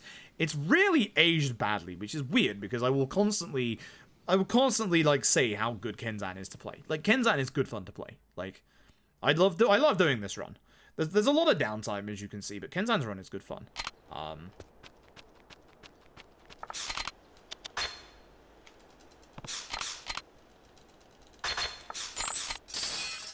This should be the other taxi I missed.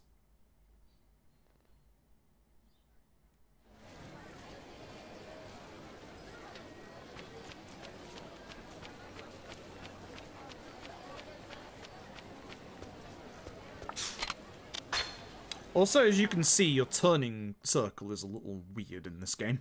Like, if you thought that 3 was quite stiff, no, this game is worse in a lot of ways.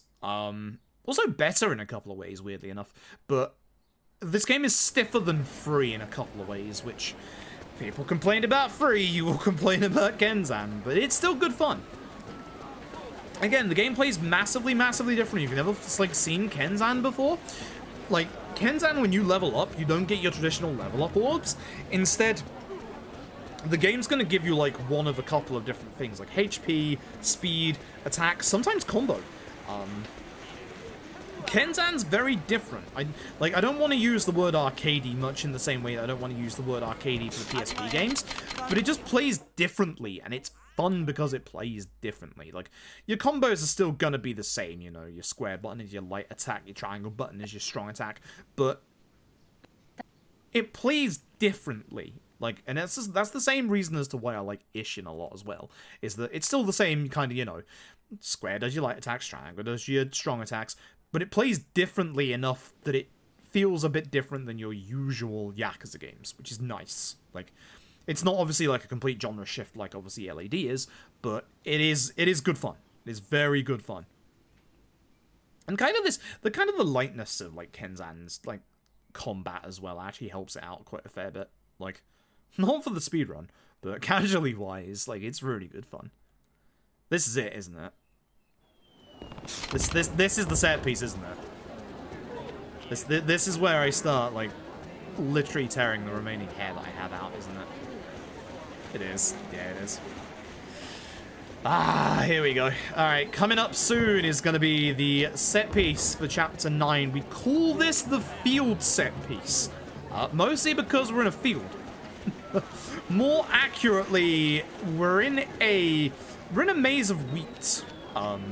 Which, as you can probably guess via the name maze, it's a little bit confusing. There is a specific pathway that you want to take. But unfortunately, that doesn't necessarily mean it's an easy path to take. That's where we're going. So we're going to be taxiing to the dojo, which is left by 2 in the list. I'm also inputting a little early for these menus as well, which is it's a certain thing with certain games. With the Dragon Engine, it's less of a thing because you can preempt your input, and with everything from pretty much 5 onwards, you can preempt everything. Ishin onwards. 0 onwards. I'm just gonna keep changing this. It's at least 0 onwards. But yeah, it's one of the things that's just essentially you gotta get used to the timing. So now, maze without the I, not maze as in the maze. Maze as in the wheat. Maze the maze. The maze. Maze. So This area is actually a really good one for those who just joined earlier to show off kind of like what I mean with fight spawns. We actually can go in the fields here. This guy ahead of us is a fight spawn. So I know immediately he's a fight spawn because he's looking around like that. But you can see there's certain bits like this bit where there's not that much room to move. This is a good fight spawn. That's nice. There's a bad one. Okay, so this fight spawn is on a very thin, narrow pathway. He's actually quite hard to get by, but... note that he took half a second there to react to seeing me. This is the nice thing about Kenzan's fight spawns. This allows you to walk past them without them actually getting into a fight with you. It's really nice. The downside, there's one area in particular that has a fight spawn that is impossible to get by. And I'm fairly certain it's the next screen. Is it this next screen, or does it get me straight into the field set piece? No, straight into set piece. Okay. Boss time. Boss is very easy to deal with, but by God, please stop guarding all my attacks because I'm running out of money. So, because you start off here, you can actually get him, like, next to the wall. You have to be very careful, because he can actually... if we let him get up here, he's going to start running around this field, and we're not going to be able to actually catch up with him.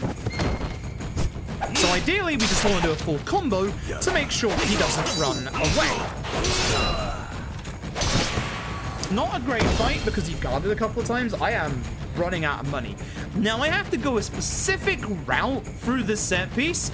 Do I remember the route fully? No, I actually get confused on the second screen, which sucks. First screen's nice and easy. You can start off basically with the rule that you have to go and get towards the gate, which you're going to see in a second here, because the game's going to point it out. But if you follow your way towards the gate on the second screen, you're actually going to go to a dead end, and if you follow it on the third screen, you're going to start looping. And the third, yeah, that's the one you're after. The third screen is nice and easy. There's one paved pathway. That's the one we're going to take. Otherwise, we are going to go towards the gate with the first one. And then for the second one, we're not going to take the first entrance towards the gate. We're going to take the one to the left of it. And that should be on the right pathway there.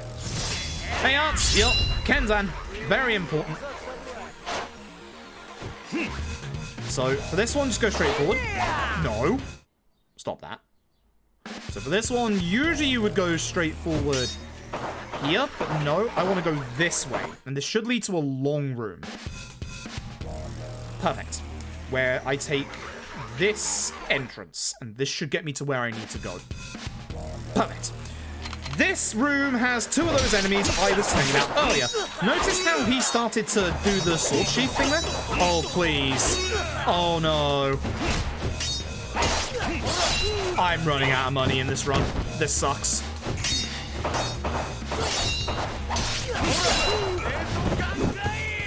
See how these two suck? You need to try and keep them together so they obviously don't keep interrupting you. Oh my God!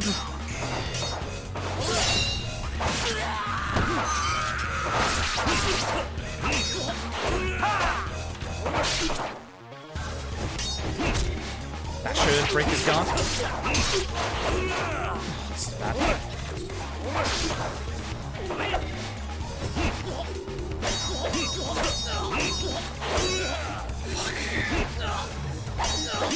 Fuck! Come on! I'm running out of money. There's no way I don't now. Holy shit!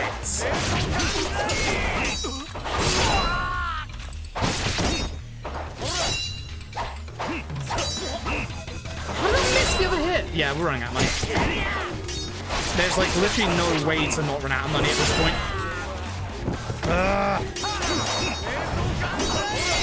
So I had to let go of my guard there so that he would stop attacking me. Finally, Jesus Christ.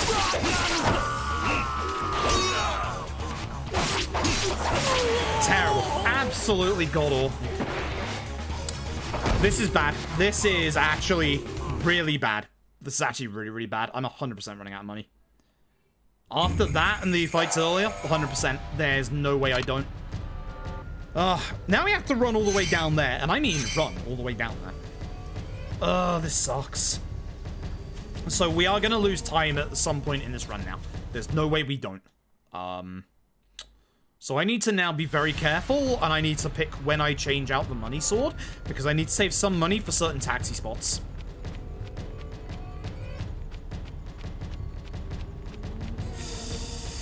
I think we have to see what happens to the boss of this chapter, because that's not even the boss. It's just 2 annoying enemies, which sucks.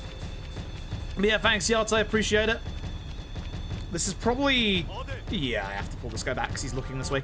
This is probably going to be the only time I can get to, like, an in-person GDQ, which sucks, because, like, I have my concerns and my fears for, obviously, COVID, and I do actually agree with the sentiment that traveling from the UK to go to GDQ at this point is probably really stupid. I actually really agree with that sentiment a lot. But with my health and the way my health has been going over the past couple of years, this might actually be the only time I can go to a GDQ. So, because in the future, if my body doesn't collapse on me, I'm going to have a lot of surgery in my future. So, this might genuinely be the only chance I get, especially with the way my legs are going at the minute. So, hell, my doctor might actually say to me that I should not be traveling anyway. This guy should be a fight spawn. You're a fight spawn, right? You're not a fight spawn. Oh, interesting. So, yeah, I agree with the sentiment that it's definitely, like, really stupid to go to GDQ, but, like, selfishly, this is probably my only shot. So, I'm gonna go. I'm gonna go and I'm gonna enjoy myself. That's all I can do. That's genuinely all I can do. It sucks. I wish it was under better circumstances. I wish that the SGDQ that I got into for the first time didn't get cancelled by COVID, because I was in a much healthier position at that point. And my body wasn't fully exploding on me at that point. But we gotta deal with the hand that life gives you, and right now it's giving me a shitty one. I'm gonna be honest as well, I'm not looking... That's a fight spawn. I'm not looking forward to the actual trip just because of, like, where I am in the UK now, because I used to be, like, 30 minutes from, like, Heathrow, and now I'm, like, 3 hours from any good airport in the UK, so... There's no fight spawn here. Thank you. You're not screwing me over this time. So yeah, I've got to... I just got to take this chance. It's probably the only chance I'm going to get to go to a GDQ. So, yeah. Never say never, we'll see what happens, but essentially with the way that my legs seem to be damaged, the more and more years go by, the more and more painful it is to walk.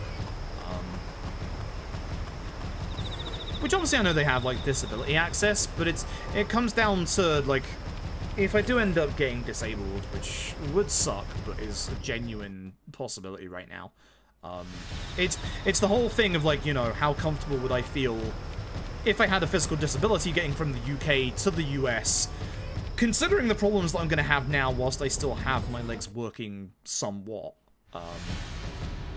So... As stupid, and I agree, as stupid as it is to actually, like, go to GDQ from the UK at this point, I'm happy with GDQ's COVID policies. It's just if I end up getting COVID, like, on the way there or while I'm there, I can't do the run. And it'll just be a wasted trip. Like, it is a risk. It is a big risk. But, again, this is the fight spawn, by the way. The one fight spawn that's not avoidable. So we drag him back here, and then that's not a good way to drag him back. Ooh, that's lucky. Ooh, that's very lucky. I needed to drag him a bit more to the other side of the bridge so that he wouldn't get me. Yeah, that was close. That was exceptionally close, actually. Again, Kenzan is, as I said earlier, Kenzan is actually really nice for just being able to avoid certain fight spawns. Like, even the nasty ones like that, Kenzan gives you a little bit of an opportunity to avoid them.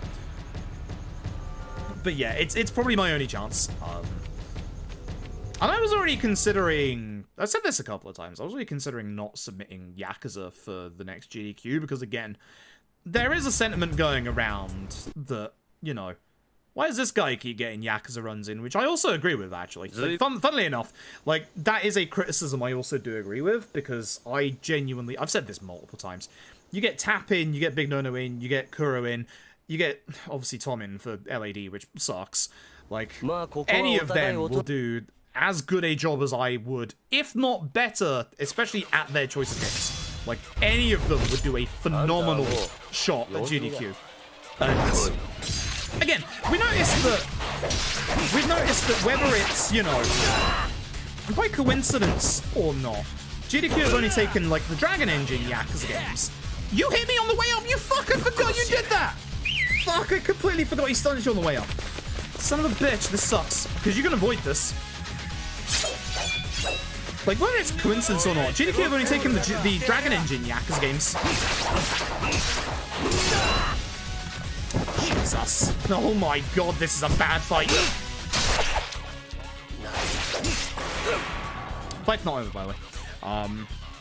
Whether that's, like, a thing or not, that's the thing that has, like, only happened. And, like, for most of the Yakuza games, when submitting, I've been the one with the best times. LED, kind of not. Like, when submissions closed, no. About 2 weeks during submissions, kind of yes. For PS5, yes. Factoring in PC runs as well, no. So, I do agree with the sentiment that this dumb British idiot keeps getting Yakuza in. And 4 times in a row. And I have a big sentiment at the minute that I've definitely done, not like massively awfully to the community, but I do think that my phrasing and my wording for certain things could be better. Runs that I dislike, for example. Like, I'm not a fan of Zero's new route because of how much I did the old route for Zero. Does that mean that Zero's route is bad? Absolutely not. Like, Zero's route is still very good, and if anyone ever asks, you know, what are the good Yakuza runs to start with, I'll always suggest, like, K2 and Zero. And Lost Judgment now, actually. Those 3 I will always suggest, because, like, especially with, like, Lost Judgment as well. Like, Lost Judgment as well has the exact same problem as... The run for Lost Judgment is a lot simpler than Judgment's. Like, there is no disguising the fact that Lost Judgment's speedrun combat is go into EX, press triangle. That's it. Like, there's obviously a lot to that in that you need, obviously, good positioning, setting the enemies up in the right place. But if I was to go around saying, you know, Lost Judgment's speedrun is shit, people would take that as me saying Lost Judgment speedrun is shit. Surprise. Like, because that's what I would be saying. So, I still think there's good things about Lost Judgment's route, but is Lost Judgment one of the better RGG runs? No. Because, in my opinion, and it could be different for other people, obviously, Lost Judgment is a much more simpler run than the others. It is pretty much, you know, it is literally going to your EX and press triangle. And that doesn't necessarily mean it's a bad run. Lost Judgment, unlike OG Judgment, doesn't fuck you around in terms of time. Like, there's no time waiting segments, they're all distance-based, there's no money walls stopping you progressing the video game. You do get to go fast in Lost Judgment. That's a very big thing for Lost Judgment. And it's the same with Zero. Like, I might prefer the old route, but does that mean that the new route is bad? No. I just prefer the old route. Like, that does not in the slightest mean that the new route is bad at all. And the new route is actually very, very good. I would describe Zero's new route the exact same way that I would actually describe K2's route, which I love, because for newer runners, Zero's route is very accessible. Very, very accessible. It is great and accessible. But it's also one of those that whilst it's accessible, and whilst it's definitely, like, easier to approach than the older route, to actually do well at that run, you do need to do proper fight setup, and you need to be skilled at that run. Like, just because a run is simpler, or a route is simpler than the other route, Yakuza 4, baseball bats, doesn't mean that it's actually easier in a lot of places, and doesn't mean that it doesn't require skill. Like, baseball bat route for 4, for example. Do I think that baseball bat route for 4 is more fun than old route? Absolutely not. It's baseball bats. But does that mean it's a bad route? No. There's a lot more things you need to do with baseball bat route 4, because obviously positioning... That's a fight spawn, Jesus Christ. Positioning enemies is so very important with, like, especially with 0 and 4 for baseball bat and shotgun, because if you start mispositioning enemies, you're gonna run out of either baseball bats or shotguns, depending on the game. And that's going to be a thing that hampers your run. And that's where, like, the skill aspect of both those games comes in, because one, you have to make sure you're in the right position, do the right things respectively for the run, and if you make those mistakes, you need to then know how to rectify those mistakes. And all of that requires, like, actual knowledge of the games and actual skill. So, the way that I've, like, been describing Zero is massively out of line. Like, massively out of line. Like, the way that I'm describing Zero has been, you know, not the way that I wanted to describe it. Also, this bit sucks because this is also an unavoidable fight if it's here. I need to... Fuck, it is right there as well. Okay, this is bad. So this is fine. This fight here is fine. I'm hoping this fight is close enough to the fight that spawned in that it would despawn it. But with that random encounter there, I have to be very careful that I don't get into that fight. This is the chapter where we start running out of money. I hate the enemies in this video game at this point. Stop doing this. He's the one I want to aim for first. Stop him doing that.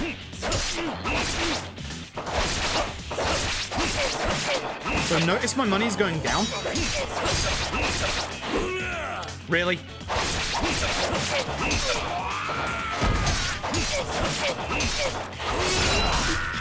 What's the... Fuck, I'm stuck on the guy on the floor. I'm actually stuck on the guy on the floor. Ragdolls in this game, folks. I can't remember how much money I need to save. I think it's like 6k. It's like, it's around here. It's very, very close to this point.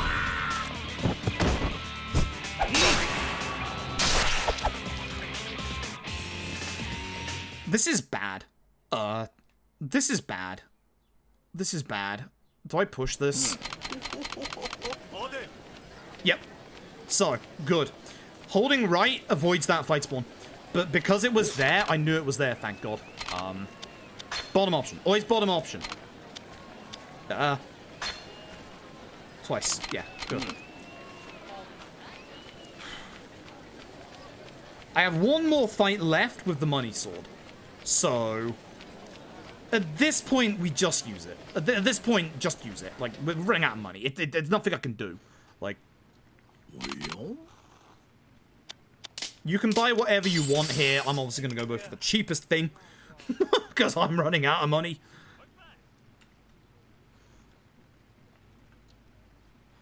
Okay, and now it's the shogi parlor. Yeah, even Tap's notes are if you run out of money, it will probably happen right here, and that's correct. If I can get through this next fight without running out of money, we will be safe for the rest of the run. But I do need to get through this fight. This isn't the best way to get the shogi parlor, but it is the safest way. I think most of us just take this way because there aren't fight spawns here, which is good. Again, specific fight spawn locations in this video game. It's nice. Because that is a fight spawn over there. It would have blocked me. Yep. Okay, so, thankfully, shogi counts as a minigame! Oops! I lost. This time's money sword save again. Probably a good, like, 10-15 minutes, I think. Also, Metza, I forgot to mention, whilst I haven't done anything with the leaderboard stuff that we were talking about on the Discord yesterday, I added EX hard to Kenzan yesterday. Should have mentioned that. Sorry for being 7 months late.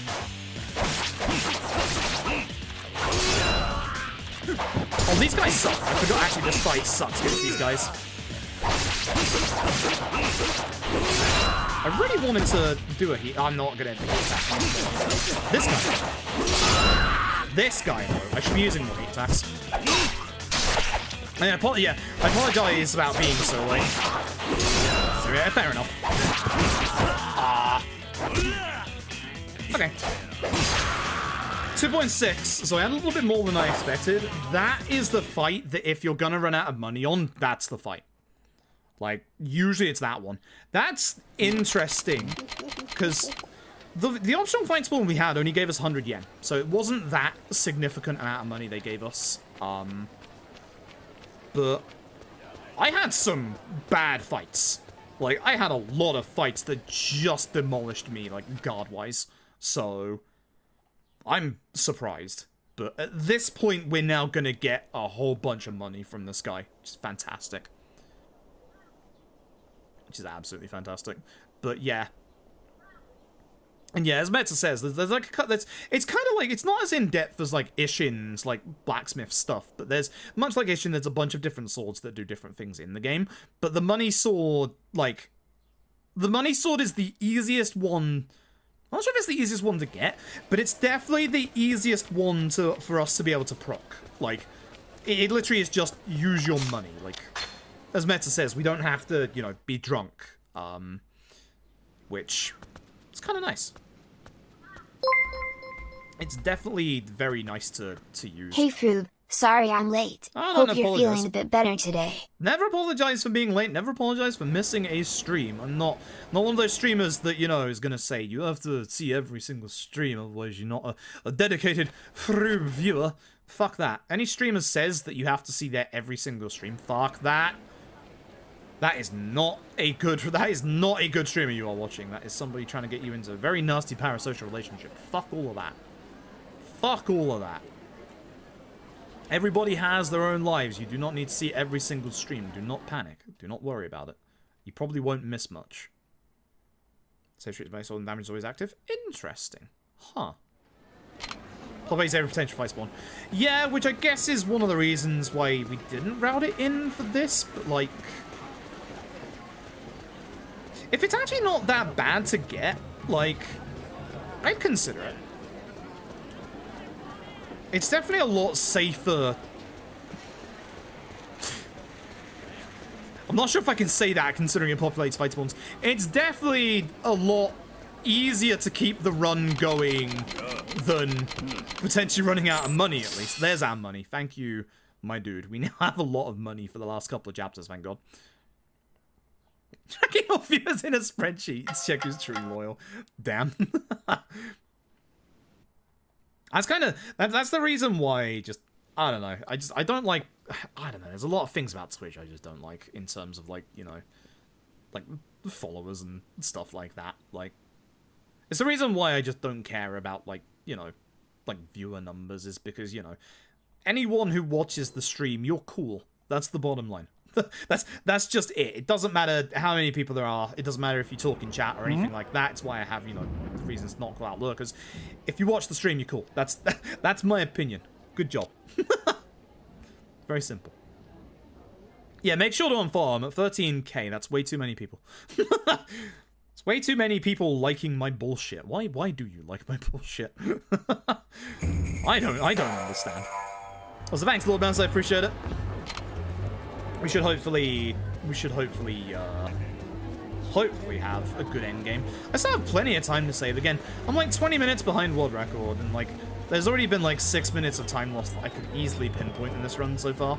But there's definitely bits coming up in the run that I should be able to do better at, especially the boss at the end of this chapter, which this is one of the more finicky bosses in the run. You have to be very aggressive against them. Pigeon. Always pigeons. I keep forgetting where the pigeons are. They always surprise me. This is where we go. This is the temple one. Oh, God. Do not get shot with an arrow this time, for fuck's sake. Because that will lose me time. So, there's going to be a real dangerous set piece in this chapter. There's a very good way to do it fast, but it also requires not getting shot in the ass with an arrow.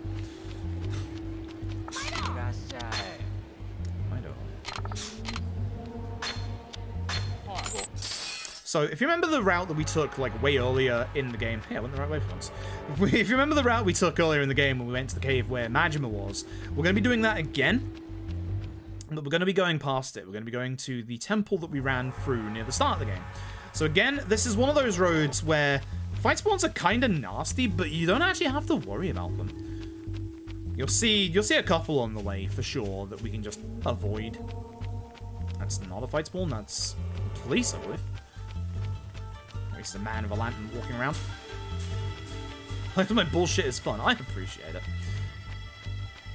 Yeah, lurkers are the backbone of Twitch. It's the reason why I don't have, like... It's the reason why I don't have, like, follow bot command stuff. Like, I can understand why some streamers have, you know, like, a bot that calls people out for following, because, you know, people who follow do want to feel like, you know, you know, they're actually, you know, being appreciated by the streamer. But, like, I don't know. I like not having, like, follow alerts and stuff, because I feel like you get to a certain point where follow alerts are just gonna clutter the stream. Like, I've added more and more clutter to the stream over the years, and this I'm conflicted because I do like having a clean stream layout. I very much like having clean stream layouts. For other streamers, you know, it's their problem. It's down to them. It's the way they run their stream. I just like having a cleaner stream. Also, for some reason, this bit is loud. I really should turn the game down. It is actually a bit too loud. Also, you don't have to worry about extra hits for money here, because literally you have way more than enough at this point. Kenzan and hitboxes. Name a more iconic duo. You go away. No. No enemies that are hand-to-hand survive. It's kind of funny in the usual tier list of, like, enemies that you go after in the Yakuza games. For Kenzan, hand-to-hand enemies are at the top of the list. They are the worst. I see you running in. I see you running in. The enemies also do the thing in this bit of spawning in, like, off-screen away from where you're looking. So ideally I'd like to be, like, near here so they don't have too far to go.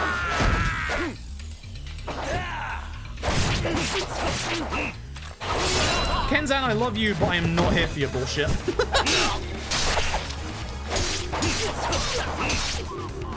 Okay. So, you get a couple of QCs to the... There was always going to be a moment where we cut an arrow in half, but again, archer guys are actually, funnily enough, archer guys are actually worse than gun guys in this game, for the simple fact that they can run and shoot at the exact same time, which is really bad for us. I didn't think that hit was going to hit. Look at this. That's actually kind of cool. Like, the really nice thing as well is that they don't just, like, have some lock-on bullshit where they automatically just lock onto you. Like, they actually, like, have to do... You have to wait here. You actually have, like, a little bit where they have a... They have a little bit of, like, a bit period where, you know, they can't shoot. They actually have to, like turn around. But they can still run and hit you at the same time. Anyway, these are explosives.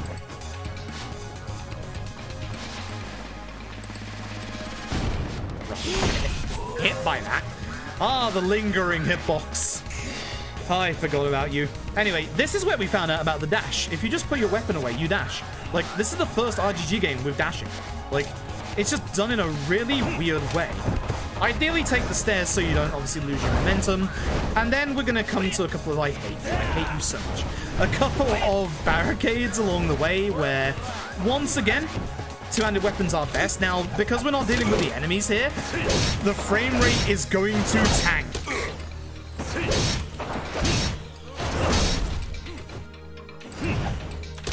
Thank you for interrupting my animation of putting that away. I appreciate it. Doesn't matter which of these we go for, but this game does not like this bit. Thank you. So.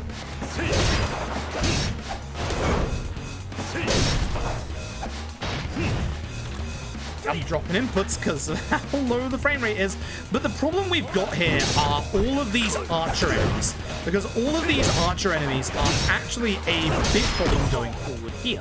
We need specifically... I want to do an extra hit there. One of the explosive boxes. Now, if we get shot with one of these fire arrows on the way, we're going to explode.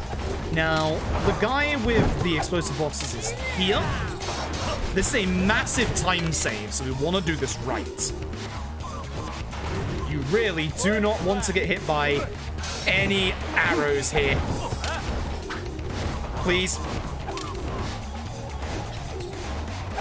Ugh. Okay, we should be good now. Should. Ooh. So, the entire reason is that this door closes off, so we can't go back and get any explosives until after you do this next fight. Again, there's archer people here, so I'm being very careful. Yeah, it's gonna hit me. Oh my god, that was lucky. And because of that, we can now skip past this bit. That entire fight that takes literally like a minute or two, you can just skip right. Ooh, that is scary. Any arrow will make that explosive explode. Any arrow. So for this next bit, we are going to get to some lovely rolling boulder. Now, this boulder's kind of fun. So if we run forward to this boulder and then just guard, you take no damage. Don't. That's not how that's supposed to work. But that's how it works, which is really stupid. Like, the other rolling fire boulders in this game can damage you for a lot of damage, but bare fist guard a giant boulder that's on fire. Sure. Sure. Casual life health, yeah. Which actually isn't a hard thing to do, but is obviously a scary thing to do. This fight sucks. You have to be aggressive. You do not want to let him get anywhere near the 2 urns that are in this fight. Which I'm pushing him towards one of them right now.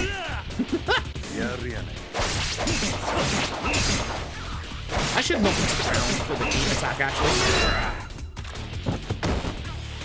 That'd be a good fight. Almost. Okay, that should be a good fight. Okay, that's definitely a better fight than I did in my PB. In my PB, I let him go on top of the urns. So the problem with this fight is if you let him go on top of the urns, he starts standing on there trying to hit you. So you need to walk away from him to get off them quickly. And then he tries to basically drop kick you, essentially. Which, that takes up time. Better. 1.5 time save. Not great still, but better. Okay, so this chapter isn't short, but it's a pain. This chapter has some of probably the most annoying enemies in the run. All those enemies that sheath their sword and put it away and interrupt your combos, there's gonna be a lot of them. And we don't really have a great way of dealing with them. The money sword, if you can gather the enemies, is obviously the best way to do it. Your two-handed sword isn't too bad, but again, the problem with the two-handed weapons is that 1, they're slow, and 2, you do not want to finish your full combo with them. Most of the time, if you finish your full combo with them, you knock all your enemies to the ground, and then you obviously can't attack them. Now, in this bit, there are enough enemies that doing that isn't necessarily the worst thing to do, at least for the first set of enemies. You know, guard or sidestep, yeah, which is a slight problem for certain fights, not all the fights. Like with the enemies that guard with the enemies that sheath their swords and then obviously use that attack, the easy way to deal with them, as you saw earlier, is just to obviously guard, and then you get a free combo in afterwards because they've obviously in the middle of an animation. So I quite like being able to guard with my swords in this run. Is what it is. Is what it is. I've always wondered about, like, looking a little more into the sword combos for Ishin, because I do... The problem with the sword combos for Ishin, the one that we upgraded the blacksmith early on is really good damage for, like, the vast majority of the game. And I just wonder whether there's a better upgrade path near the end of the game, but it's also the problem of getting to the blacksmith at the right time. So I do wonder about that. I feel like we're missing something in Ishin. But that requires a lot of, like, routing and, like, theory crafting. Ariel Batoli, thank you very much for the Prime Gaming. I appreciate it. Hope you're having a good day today. Thank you very, very much. I appreciate it. Which is this one. We don't follow this guy, do we? I'm fairly certain we just leave our house. 4-month hype. I'm fairly certain we just leave. Right? Yeah, there's no taxi we can go to for this bit other than the one to the bottom part of the city. Monkey Boy, thank you very much for the 4 months. I appreciate that. Also, hope you're having a good day. Yeah, I think we just leave. Because we gotta go fight Marame for one final time, which... This fight sucks. There's no way to describe this chapter other than this just sucks. I wish there was a way to describe this chapter other than it just sucks. But there's 2 big fights in this chapter. Even Tap's notes for this chapter just say this fight sucks. Like there's no other way to describe like the big fight in this chapter other than this fight sucks. Like there's armored enemies. There's like maybe 2 of them, I think. There might be 1 or 2 of them. That fight sucks. Then you have Marame free. That fight kind of sucks. that fight can actually drain our heat, which isn't the worst thing. We're not necessarily gonna need to keep our heat for this next fight. But essentially, if we let him knock us down, it's gonna make things worse, which, I mean, that's... Oh yeah, there's the full map now, by the way. So, Kenzan has a bunch... This is the really cool thing about Kenzan, is Kenzan has a bunch of really cool locations. Like, you do actually go to a whole bunch of places in this game. But this is the best taxi. We want to leave on the southeast part of the map. As I said, the vast majority of Kenzan's taxis aren't too bad. The only thing I wish we would have is a taxi in the top part of the city. If we could have one in the top part of the city, everything would be great. But unfortunately, we just don't. So again, be careful of fight spawns along this bit. You can get a fight spawn early here where you can't see the camera. Again, this fight spawn isn't going to be a problem. This one shouldn't be either, but actually it might be. Because of that civilian spawn. Ooh, that was... I'm lucky I could sneak to the right there. Wow, this is a lot of fight spawns. I don't like this one either with the civilians. Okay. I'm glad he didn't notice me. These are some really aggressive fight spawns here. There is going to be a fight here. We cannot avoid this one. This is part of a sub-story. We do have to deal with this, unfortunately. Thankfully, the fight itself is really easy. Also, it's just ironic that even though we're Miyamoto and Masashi, in the speedrun, we are not Miyamoto and Masashi because we don't do dual swords. Okay, I should have let you go. You'd think being Miyamoto and Masashi, that 2 swords would be better than 1, but you actually deal more damage just with the singular sword. So, thanks, Jaworski. I appreciate it. I'm looking forward to it. I've got my fears about it, but I'm looking forward to it. I'm stunned. Like, again, I've said this multiple times. I'm stunned that if you look at the GDQ games list and you reel off all of the RPGs, there's like 7 or 8 RPGs at this GDQ that are all reasonably long. Like, there's a couple that I'm massively excited and happy to see, like Umari, Final Fantasy X, cutscene removed. I'm hoping that does well, because for Final Fantasy, if Final Fantasy X cutscene remover does well, that opens up the door for a lot of other Final Fantasy runs. Also, this is the only time you get to see this really cool map transition. I don't know why they didn't use it in other places, because this is really cool. Like, that is actually awesome, but it's the only time it gets used in the game. Like, why? I think it's a disguised loading screen, but at the same time, take that extra time, put those on, they're really cool. But there's so many RPGs. If you look at, like, your Pokemon races, don't you dare. You and your, like, sword sheathing. Get away from it. Like, if you look at, like, even, like, the Pokemon, like, and this isn't, like, a complaint about, like, the amount of RPGs, or I know some people will have that complaint. Like, there's just so many RPGs. This is an RPG GDQ, which I don't think anybody would have, like, actually predicted. And again, it's not a bad thing. Look at Xenoblade. My big thought was Xenoblade would have had an opportunity here. But if you said that you had Amori, Xenoblade, Final Fantasy, Pokemon glitchless, I would not have said that there would have been room for LED at all. Like, I don't think anyone would have. So, okay, we're doing this again? We're doing this again? Thank you for hitting me and stopping me from being able to hit him with his broken guard. Appreciate that. Okay, you know what? Great. I hate this. I hate this fight. This fight sucks. There's no good way to do this fight. Yeah, it's still Xenoblade. Like, it's still Xenoblade's chance. Like, I'm happy about that, because Xenoblade's, like, actual runs are actually genuinely good. Heck this guy. Get stabbed. Leave this place. I don't like you. I hate you. There is now an armored guy here. I don't care about him for now. It's the other ads that are the problem. Well, actually, I do care about him, but right now, I'm just going to get my sword out. Done that enough. Or my club, I should say. This fight sucks. I'm not even the one that's in a corner, and I feel like I'm cornered. Everybody in this fight is so aggressive. Okay, now you die. Come here. He gets really, like, fast and aggressive once you break his armor as well. I was really hoping I would also have enough heat to heat attack him, but...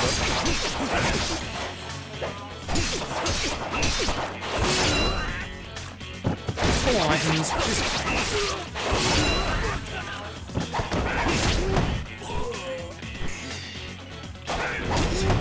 Okay, this man has moves. He has way better moves than I do, actually. Okay. I might have to heal.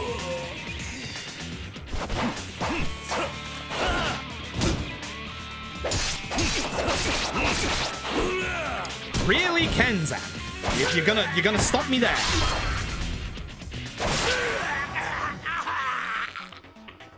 Garbage fight. That was terrible. That is just something that can happen. Every enemy in this fight is so massively aggressive. I need to not get hit by Marame here, because he will kill me. So, I might heal. I'm a little worried. I'm hoping that I can get my full combo off immediately, and then just heal. Because this fight actually does scare me a little bit, this HP. So, man. Terrible fight. You're all good, Rosa, you're all good. That was a terrible fight. That's one of the fights in this game that's just good luck. I don't want to see like what that fight is like on like very like EX hard or what we call legend in the West. I don't want to see what that fight is like. That fight scares me on easy. I don't want to see that fight on EX hard.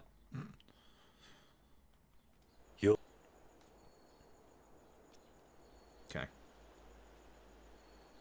Again, the nice thing is I don't have to worry about money, because once we finish this fight, there's no more fights with the money sword. Which is good. So, quit. Oh, that actually healed me. Yo, sick.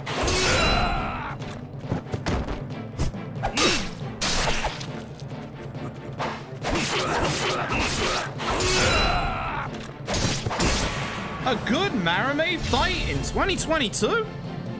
That's a first. Marame, if he knocks you to the ground, you specifically have to let him get his combo off, because otherwise he literally drains your heat and you can't hit him. More likely than I think. No, it's not. I said that was terrible. I still saved 13 seconds. You can save, I can save literally like a minute to 2 minutes in that split, I swear to God. The amount of time I spent on the floor, probably not 2 minutes, but like, I can easily save a minute in that split, for sure. Like, easily.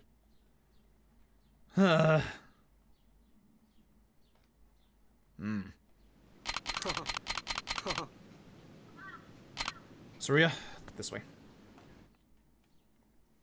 Terrible. Terrible, terrible, terrible. Yikes. Oh. I should still have a bunch of time saved in this chapter. I think my PB was actually pretty decent in this chapter, but there's a lot of fights coming up that I didn't do correctly, so I'm hoping that I do correctly. Also, I should start recording in case my... It was the worst time to reach over to my stream deck.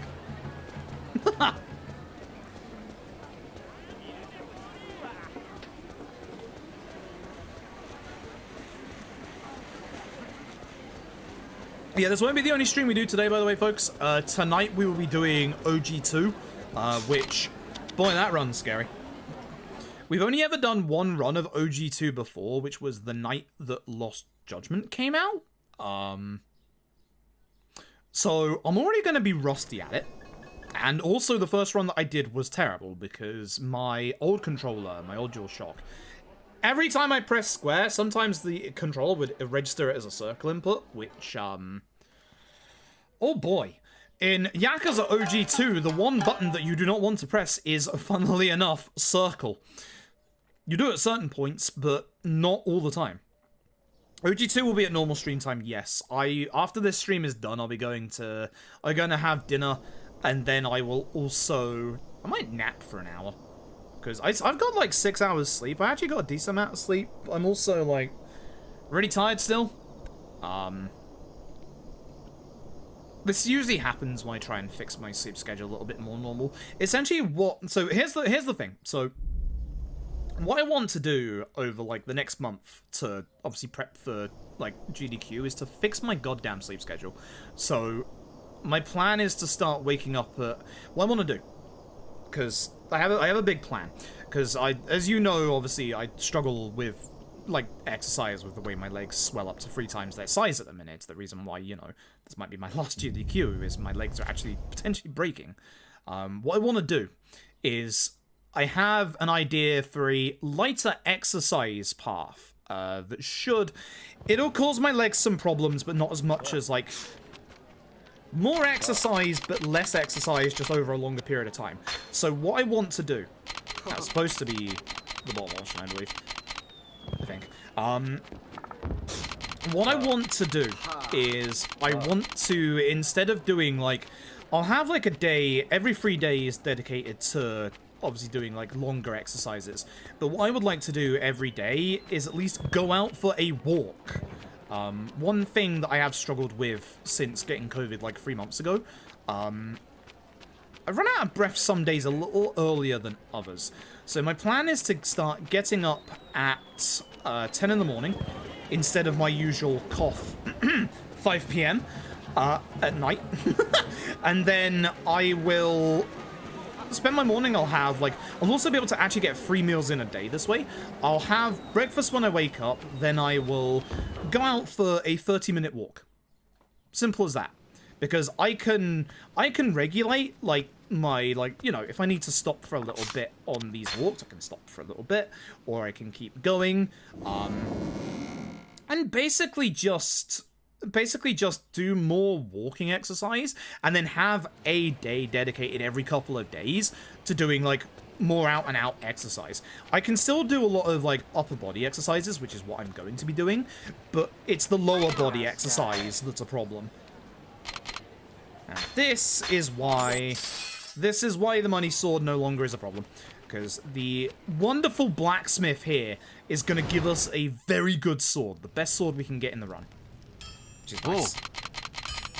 Thanks, my dude. Also, yeah, Bagel, hope you're doing well. Yeah, this is a D-Rust, but I never played well at this run in the first place anyway.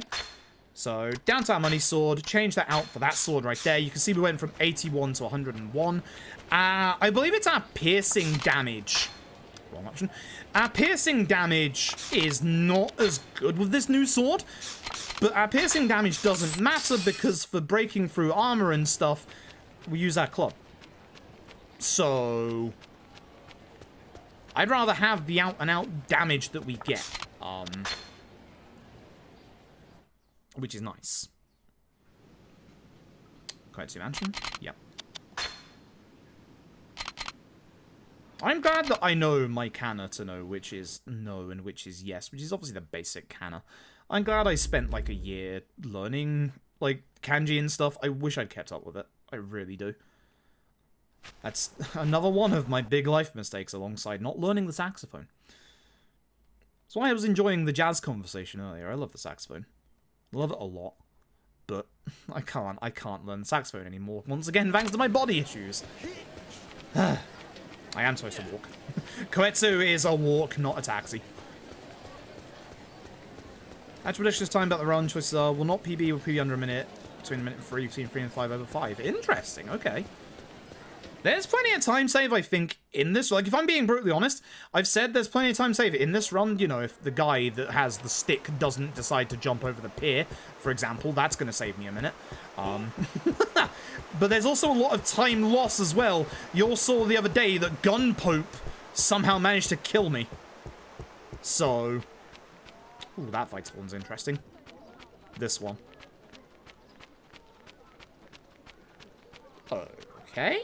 You somehow didn't see me. That is surprising. He should have seen me from that angle, but okay. Fair enough. I'll review this one. Top option. Top option. Top option. Okay, so this is actually the point of no return. We're gonna specifically go away from the marker because where we need to go is actually not in the city. Hello, pigeon. Always pigeon. Fights one on the left, so we should maybe get one on the right in a bit. Yep, I believe it's this guy. Look, I see him. He's in front of the gate. Yeah, there he is. Turned this way? Yeah. Remember, because this is one of the earlier RGG games, we don't have the wonderful option of dealing with fight spawns, unfortunately. Should be left 1 for this one. Yeah, perfect. And this puts us right next to the point of no return. We speak to the boat guy here, and as soon as we say yes, this is the finale. We're off. Well, I say yes, that's not yes, but we're off. Yeah, we can have up to 10 options now in predictions, which is nice. The one bad thing that I dislike about the new predictions is that, like, aesthetic-wise, they look like ass. Compared to 1 and 2, they look like ass. And they're not uniform with each other, which sucks. Like, please. Anyway, this is who you would expect the actual final boss to be. Kojiro. It's been building up to be Kojiro for a very long time, and all of a sudden, it's actually not. I'm gonna have to do this because I've been messing these combos up. Come on. That's...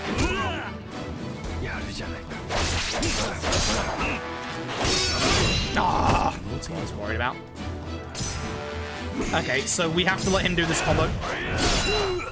Really? Bad fight. We need to let him do the combo. That way we can punish with this. Okay. Yeah. Bad fight. You don't want to get hit at all. So he basically charges up like Marame does in the previous chapter. That's why I kept losing my heat. This fight sucks. There's going to be a bunch of enemies that keep spawning in this fight. A bunch of them are going to be armored. We're going to ignore the armored ones. But also at certain points, there's going to be arrow enemies and gun enemies at the same time. They are your priority, as you could probably guess.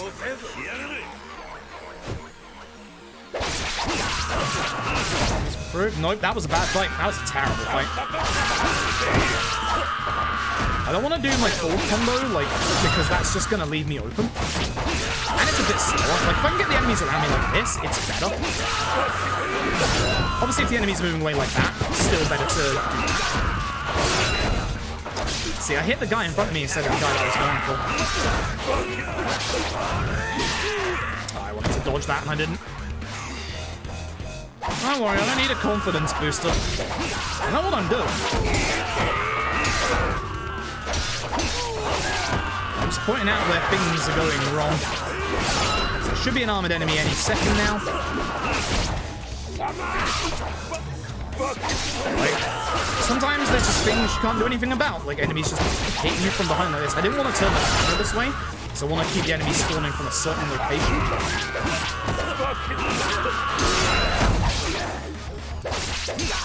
Also, you don't want to get too close to the enemies on the side. You could probably guess they push you back. Okay, so here's our first set of gun enemies. We are going to deal with them because gun enemies will interrupt your entire combo. They are annoying and frustrating.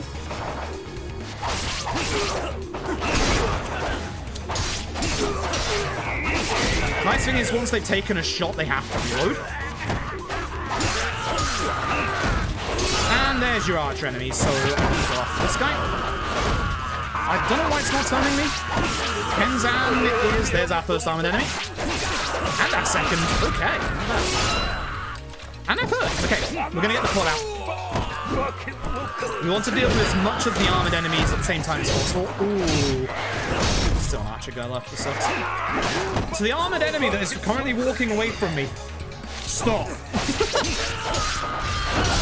I would like you over here, thank you. Okay, I saw that. Where are you? There you are. Oh, they're both together. That's perfect.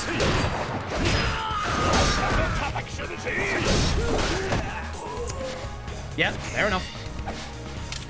Essentially, a lot of the finale is trying not to get knocked over. I'm doing a bad job of it.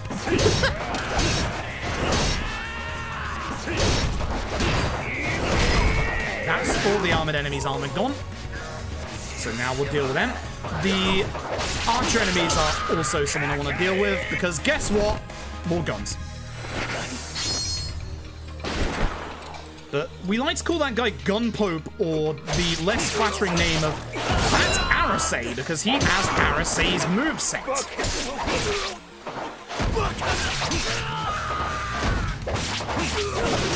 He's also one of the fastest enemies in the game somehow. I was trying to guard it and I couldn't get my guard off in time. Okay, stop that. Thank you.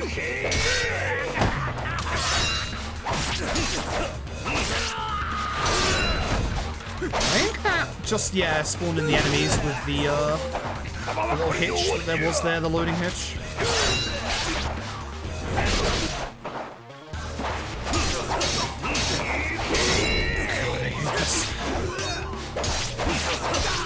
I'm just gonna walk away. I'm just gonna walk away. Again, I don't want the armored enemies. I'm trying to get the guys behind them. They do a lot of damage as well. If you die here, you reset this entire set piece. That's why. Potentially, I could lose time here.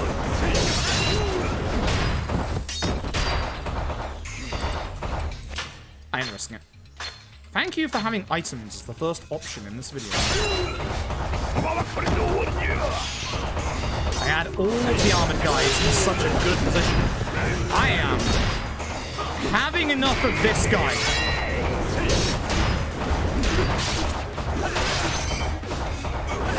Oh my god, I got stun locks. I can't go into the menu. This sucks. This sucks. This one enemy is a pain in the ass. It's not even the armored guys. It's this one enemy that keeps sheathing his sword. Piss off.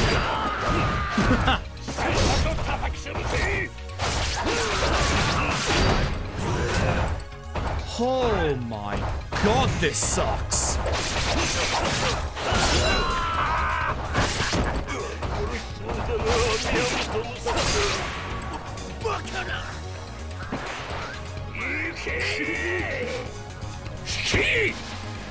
I mean, I will fully admit that I did not do a good job in any of that. I should have aimed for the guy that was unsheathing his sword, like, way before I did that. Like, that was definitely very badly managed by myself, but, like, that bit sucks ass. The rest of this should hopefully go a little faster. Hopefully. Did I pick up the... I need to pick up the actual item in this bit, so I do need to, like, take mine. Here are, by the way, the next 5 bosses of the speedrun. God, they suck. Some of these... You see that guy with a long, like, spear on the right? Fuck that guy. Fuck that guy, he sucks. Hate him to bits.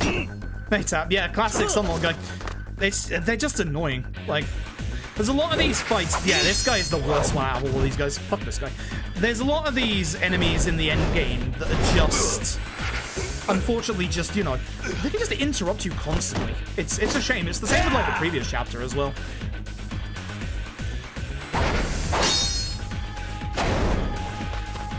And one last one. Large lad using his large weight. The nicest of the bunch on Legend? Wow.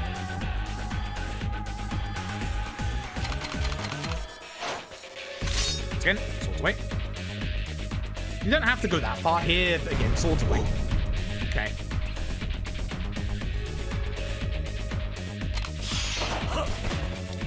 Don't hit X too many times. I'm actually going to be... I think the game automatically gives me doors. I'll keep them on anyway, just in case. Anyway, there's going to be a theme through this set piece where, oh look, the door's locked. Let's go find the key. And you'll never guess where the key is. Unsurprisingly, it's on this guy. So we want to start with a dual sword combo so that he doesn't run away, because this guy can run away and just be a massive pain in the ass. So we don't have the time to single sword, just in case he runs away. I should have killed him.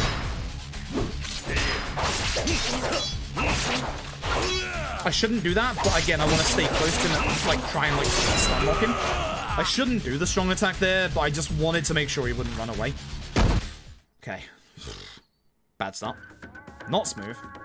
But oh look, he's dropped the key next to him. Surprise! Again, that's gonna be a theme that goes on. And also the option to pick up the key is gonna change from the top option to the bottom option constantly. I wish I was joking, I'm not. Okay, so what I want to do is I want to use this. I had a spare slot, but it's fine. This will put it in the first slot now. And I shouldn't have to heal for the rest of the finale. So that right there is a heat restorative, which is what we want for the next boss. Wait, not the next boss. Third boss, not the next boss. So we want to make sure we go over to the left here. We're going to go and look at the stone wall. Thank goodness we figured out you could dash in this game. Like, it's so simple of just put your, like, weapon away, but thank goodness we figured it out. Like, it saved a lot of time in, like, a lot of these later set pieces. All the way down to the right, we're gonna go and grab an explosive from this box. Yeah, you can. Yep. All 10 of them have, like, a prediction icon, but, like, again, unless they changed it overnight, 1 and 2 are still the old way, and the new ones aren't that great. I like them, but they're not, like, uniform like the rest. Why did I get my sword out here when I still have running to do? I'm just gonna carry on, because I've already fucked this up. Oh, there was another heat restorative behind me. I fucked up. I should have plenty from earlier in the run. Look how slow that is. I should be putting my weapon away. Alright, I need the club here as well.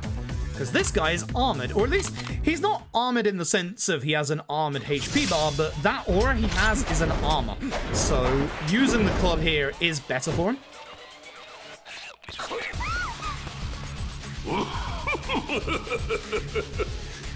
I can't believe this man has Arase's moveset.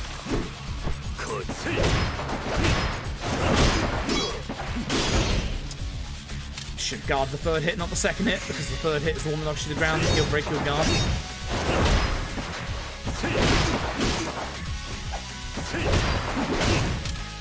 Damn it. Actually, those arrows helped me out a lot there. There it is. It's gone. Now we go.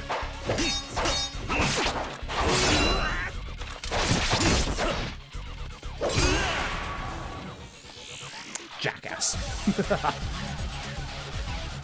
His sword is really cool. Like, for the fact that these guys are, like, you know, basic-ass enemies that are practically not named in this finale, they actually have decent designs, especially due to the fact that they're essentially just, like, reskins of, like, your normal, like, most Yakuza enemies. Like, you know, you got a couple of large lads here, but at least they differentiated between their design. Like, it's kind of cool. It's kind of really cool. I kind of like it. But this finale doesn't know when to quit, is the problem.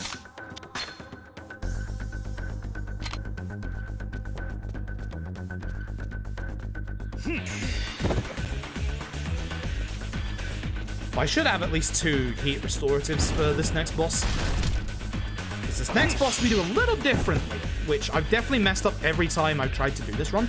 That cart right there is the basis of the tech we're about to use against him.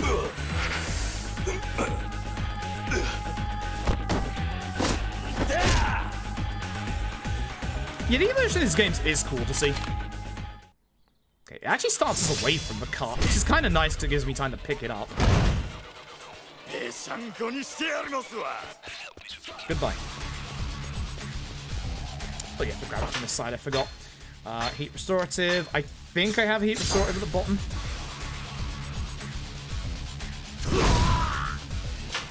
Thankfully, it only breaks into like 1 piece.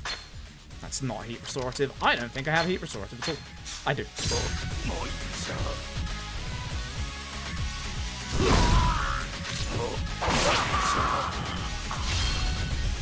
Cool. Cool. Actually did the fight correctly for once in my life. That fight can suck if you like let him attack you. Where are you? There you are. It's all the way around here. I don't know why they keep putting you on the other side to him in this fight. It's stupid. It just keeps putting you on the other side of that pillar. Thankfully, I don't need heat restoratives for the other fights. Okay, this room... Case of K2. So, we're gonna keep the camera positioned at a specific bit to try and stop enemies from spawning too far away from us. I should actually probably move over there. So essentially, we want enemies in this bit to not spawn down the end of the door. So what we're gonna do is, or not spawn like too far away in this early bit. So what we're gonna do is we're gonna position our camera towards this bit here to stop the enemies from spawning all the way down here. Obviously, when doing that, it can mess up the camera. Now, there are going to be enemies with arrows that spawn in, which is a problem, but you can see that they're spawning in reasonably close to us. I'm a bit too far away from where I want to be right now.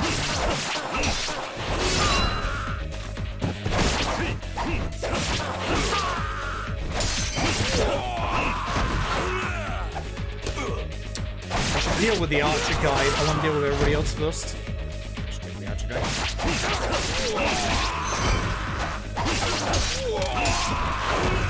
Not doing a good job at the moment of keeping them. Yeah. That camera's going to mess me up. Also, being too close to the spears is obviously a bad thing. Oh, heck you are, arrow guy. Where are you going? I basically need to practice this bit. This is one bit I definitely need to practice at. It's a lot harder to manipulate the enemy spawns in this than K2, I feel. What's the enemies over there? God, I'm too far away.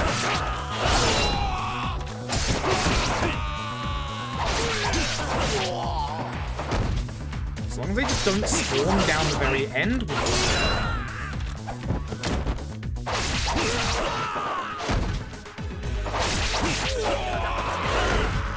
Really?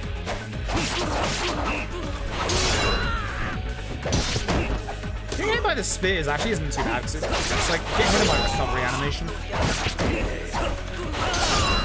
Yeah, spawn over there. Because the problem is the archer guys will run away from you up here and run down like this little corridor-y bit. Should be the last enemy to spawn in, actually. Should. Yeah, it is. So there's you. Depth perception. I do not have it.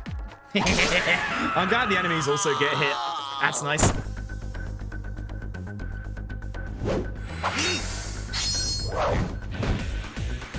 This guy sucks. Go spam light attacks and hope that he doesn't get a chance to do his bloody ability, which jumps him across the pier, because that's going to lose me minutes. Stop swinging that around, it's loud. I did it! That seems really easy. It's actually not. You have no idea how happy I am that I actually did that. And if you give him even half a second there, he will just jump to the other pier and you have to go after him. God damn it. I hate that guy. I actually really hate that guy. I'm hoping this will be sub 320. I think that, unfortunately, having to use the bathroom earlier is going to stop that. So, here's the nice thing about these enemies right here. Bye. Oh, fuck you, unarmed guy. Every time. Excuse me, video game. I hit the X button to do the door, and it says, no, you do a backstep now. So again, anything that is armored, like the doors, just do that. Do that. Oops. This is a long set of caves, so again. Weapon out, or weapon away. God, the dashing in this bit is so nice. It's also really interesting if you think about it, that RGG had dashing in Kenzan, but then removed it from subsequent Yakuza games. Apart from the chase sections in, like, 3, 4, and 5. And then obviously brought proper dashing back in Ishin, which then went over, obviously, to 0 onwards. Like the ragdolls, yeah, exactly. Praise be to the ragdolls in this series. Okay. So, the nice thing about this next guy is just full combo this guy.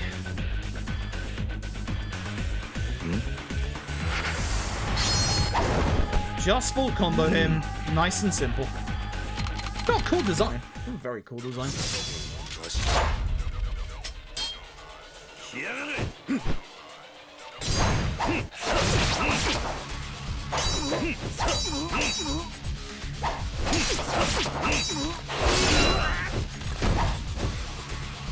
Too much. Yeah. Much HP. I wanted to hit him again there, but I messed up. Ah, getting hit from behind. The normal ads you don't have to deal with. It's just this guy. It's just that guy. He dies. Okay. 2 more rooms left. Well, 2 more fights left.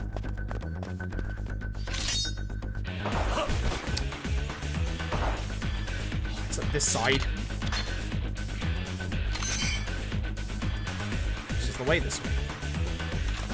I got kind of lost on which way I was going for a second there.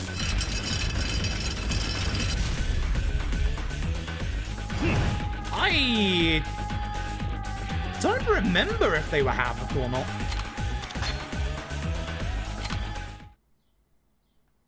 I don't remember.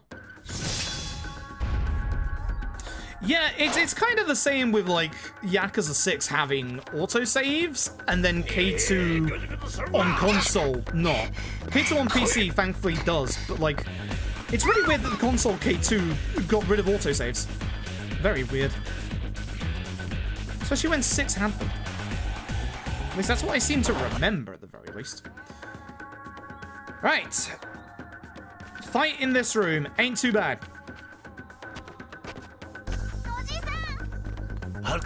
Splashing into Havoc logo. Yeah, I can't remember if the other ones do.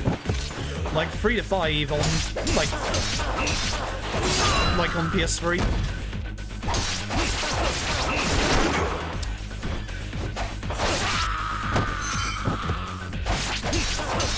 Did not want this guy to go this way. Yeah.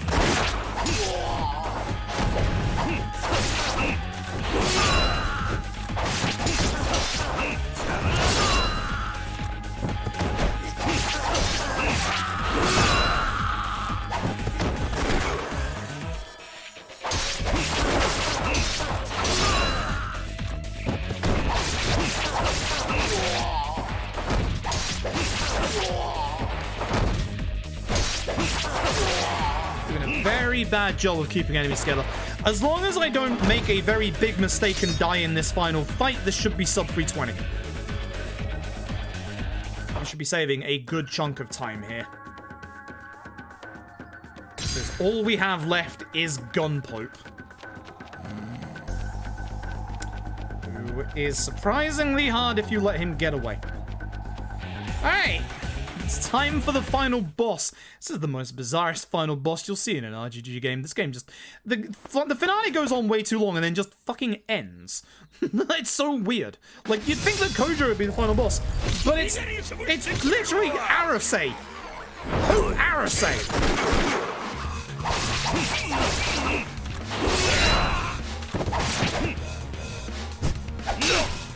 Surprise, he ran at me. Alright, yeah, don't let him do this. Fuck off!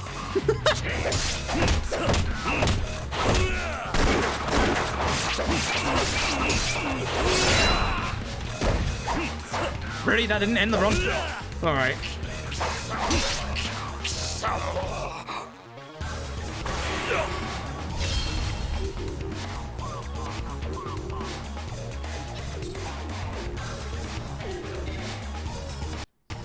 Fuck that man. You literally give him half a second and the man shoots you 7 times in a row and you can't do jack shit about it. Fuck you, Gunpope.